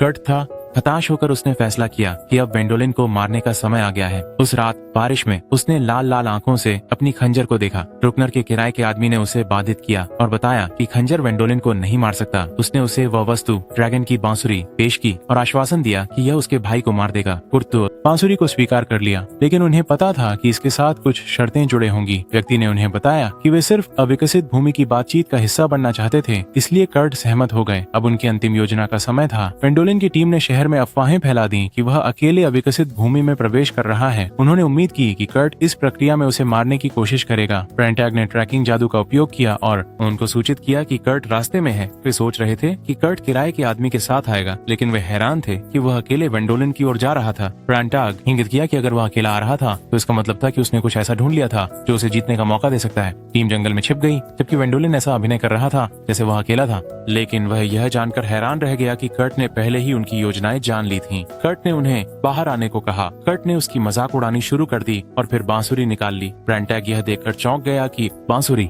उसने कहा कि यह पहली बार था जब उसने पौराणिक ड्रैगन की बांसुरी देखी थी। बांसुरी प्राचीन खंडहरों से एक पौराणिक जादुई वस्तु थी जो बजाने पर बड़ी संख्या में ड्रैगनों को बुला सकती थी। प्रेंटैग ने उन्हें बताया कि एक बार बांसुरी बजाई जाए तो ग्रेट रीक पर्वतों में हर एक ड्रैगन जवाब देने के लिए दौड़ पड़ेगा और वेंडोलिन की शक्ति एक साथ इतने सारे ड्रैगन के सामने खड़ी नहीं हो सकती। उन्होंने कर्ट से कहा कि उस पर भी हमला होगा, लेकिन कर्ट ने कहा कि जो बांसुरी बजाता है ड्रैगन कभी उस पर हमला नहीं करते। वेंडोलिन ने उसे ग्रामीणों, अपने पुत्रों और अमेली का हवाला देकर समझाने की कोशिश की, लेकिन उस पागल ने कहा कि वह एक नया परिवार पा सकता है और इसके अलावा ग्रामीणों ने उसे धोखा दिया था। उसने योजना बनाई थी तो वह फिर से शादी करेगा और जब सब मर जाएंगे तो नए बच्चे पैदा करेगा। वेंडोलिन ने समझा कि कर्ट वास्तव में बीमार था और उसे हमला करने की कोशिश की, लेकिन कुर्त ने बांसुरी बजाने की धमकी दी। वह वेंडोलिन का अपमान और मजाक करता रहा। उसने अपना दयनीय भाषण खत्म किया और बांसुरी बजाने ही वाला था, लेकिन प्रेंटैग ने इसे नष्ट करने के लिए जादू का उपयोग करने की कोशिश की, लेकिन बांसुरी ने उसके जादू को रोक दिया। कुर्त ने बांसुरी बजाना शुरू किया, लेकिन उन्हें पता चला कि ये कभी भी ड्रैगन की बांसुरी नहीं थी और कुर्त को धोखा दिया गया था। वेंडोलिन ने कुर्त को बचाने की कोशिश की, लेकिन विल्मा उसे रोक दिया। एलिस ने उसे बताया कि यह एक दुष्टता की बांसुरी थी। प्रेंटैग ने वेंडोलिन को बताया कि बांसुरी अपने आसपास से दुष्टता खींचती है और उपयोगकर्ता को अमर प्राणी में बदल देती है, लेकिन इसके साथ एक कीमत आती है, मृत्यु। कर्ट ने बांसुरी बजाना जारी रखा और अधिक दुर्भावना को आकर्षित किया और एक विशाल राक्षस में बदल गया। वेंडोलिन चिंतित हो गया और हिल नहीं पा रहा था। राक्षस ने उसे लगभग मार ही डाला था, लेकिन एलिस ने अपनी शुद्धिकरण जादू से हस्तक्षेप किया, लेकिन यह बहुत शक्तिशाली था और उसे परास्त करने लगा। वेंडोलिन ने अपनी तंद्रा से बाहर आकर उसकी मदद की राक्षस तुरंत नष्ट हो गया और कर्ट मर चुका था, लेकिन कर्ट की दुष्टता का एक हिस्सा बच निकला और बदला लेने के लिए राजधानी की ओर चल पड़ा। रुकनर और अन्य रईस जो वेंडोलिन को मात देने की कोशिश कर रहे थे, अपने महल में एक भव्य पार्टी का आनंद ले रहे थे। वे वेंडोलिन की हत्या पर चर्चा कर रहे थे और रुकनर अपने बेटे का उपयोग करने की योजना बना रहे थे। रॉड्रिक को मोहरा बनाया ताकि अगर उसकी योजनाएं विफल हो जाए तो वह बलि का बकरा बने। वे कर्ट के बारे में बात करना जारी रखे और उसका मजाक उड़ाया। अचानक द्वेष हवेली में आ गया और पार्टी में सभी को मार डाला, लेकिन कम से कम रुकनर ने उसे पहचान लिया था उससे पहले कि उसे अपनी ही कृति से मारा गया। अगले दिन सुबह त्रासदी के बाद लोग हवेली के बाहर इकट्ठा हुए। रॉड्रिक और वेंडोलिन भी मौजूद थे। रॉड्रिक ने उसे बताया कि रुकनर वही था जिसने कर्ट को बांसुरी दी और परिणाम स्वरूप सभी 12 वस्त्र के रईस रुकनर सहित उनके रिश्तेदारों की मौत हो गई। उसने जोड़ा कि पुजारी ने पहले ही उस द्वेष को खत्म कर दिया था जिसने उन्हें मारा था। वेंडोलिन को लगा कि यह सब उसकी गलती थी क्योंकि वह पहले अपने भाई को खत्म नहीं कर सका। रॉड्रिक ने उसे बताया कि अमाली और लड़के को लाने की योजना अब संभव नहीं हो सकती।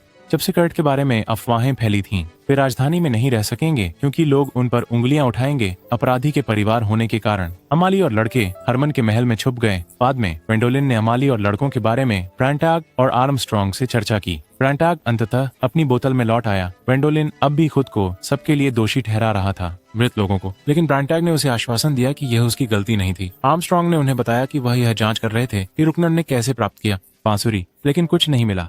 ब्रांटाग ने सुझाव दिया कि यह महल की एक चाल हो सकती है। वेंडोलिन नाराज हो गया और कहा कि वह सभी गुप्त षड्यंत्रों से परेशान हो गया था, इसलिए उसने कुछ मिनटों के लिए यह कहकर गुस्सा निकाला कि वह कुलीन लोगों से तंग आ चुका है। ब्रांटाग ने उसे बताया कि कभी कभी वह ऐसे बोलता है जैसे वह कोई और हो। उसने उसे कहा कि वह आईने में देखे क्योंकि वह भी एक कुलीन था। घर वापसी के दौरान उसने वास्तव में खुद को एक आईने में देखा। रात के खाने के दौरान जब हर कोई खुश था और बातें कर रहा था, एलिस ने देखा कि वेंडोलिन खुश नहीं था और गहरी सोच में था। खाने के बाद उन दोनों ने छज्जे पर रुककर बात की।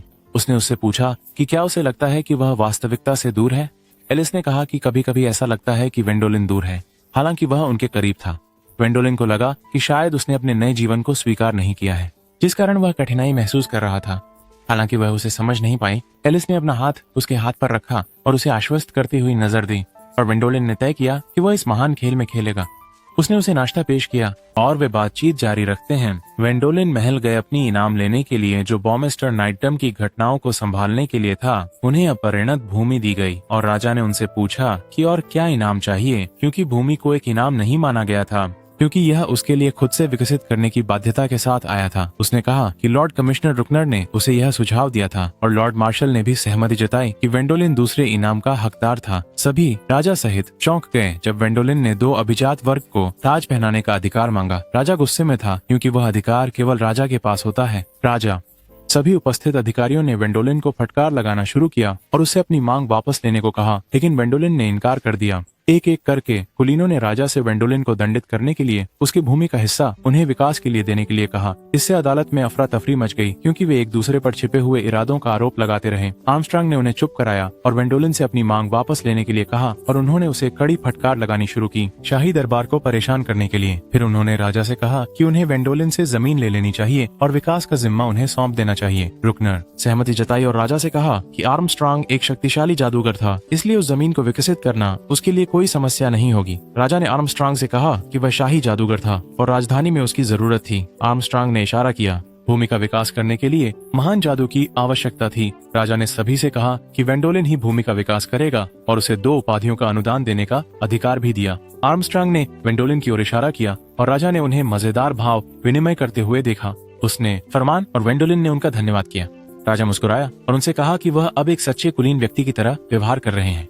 सबकी हैरानी के लिए वेंडोलिन को काउंट का खिताब दिया गया, जिसका मतलब था कि वह विस्काउंट का खिताब छोड़ देकर सीधे ऊंचे स्थान पर जा रहे थे।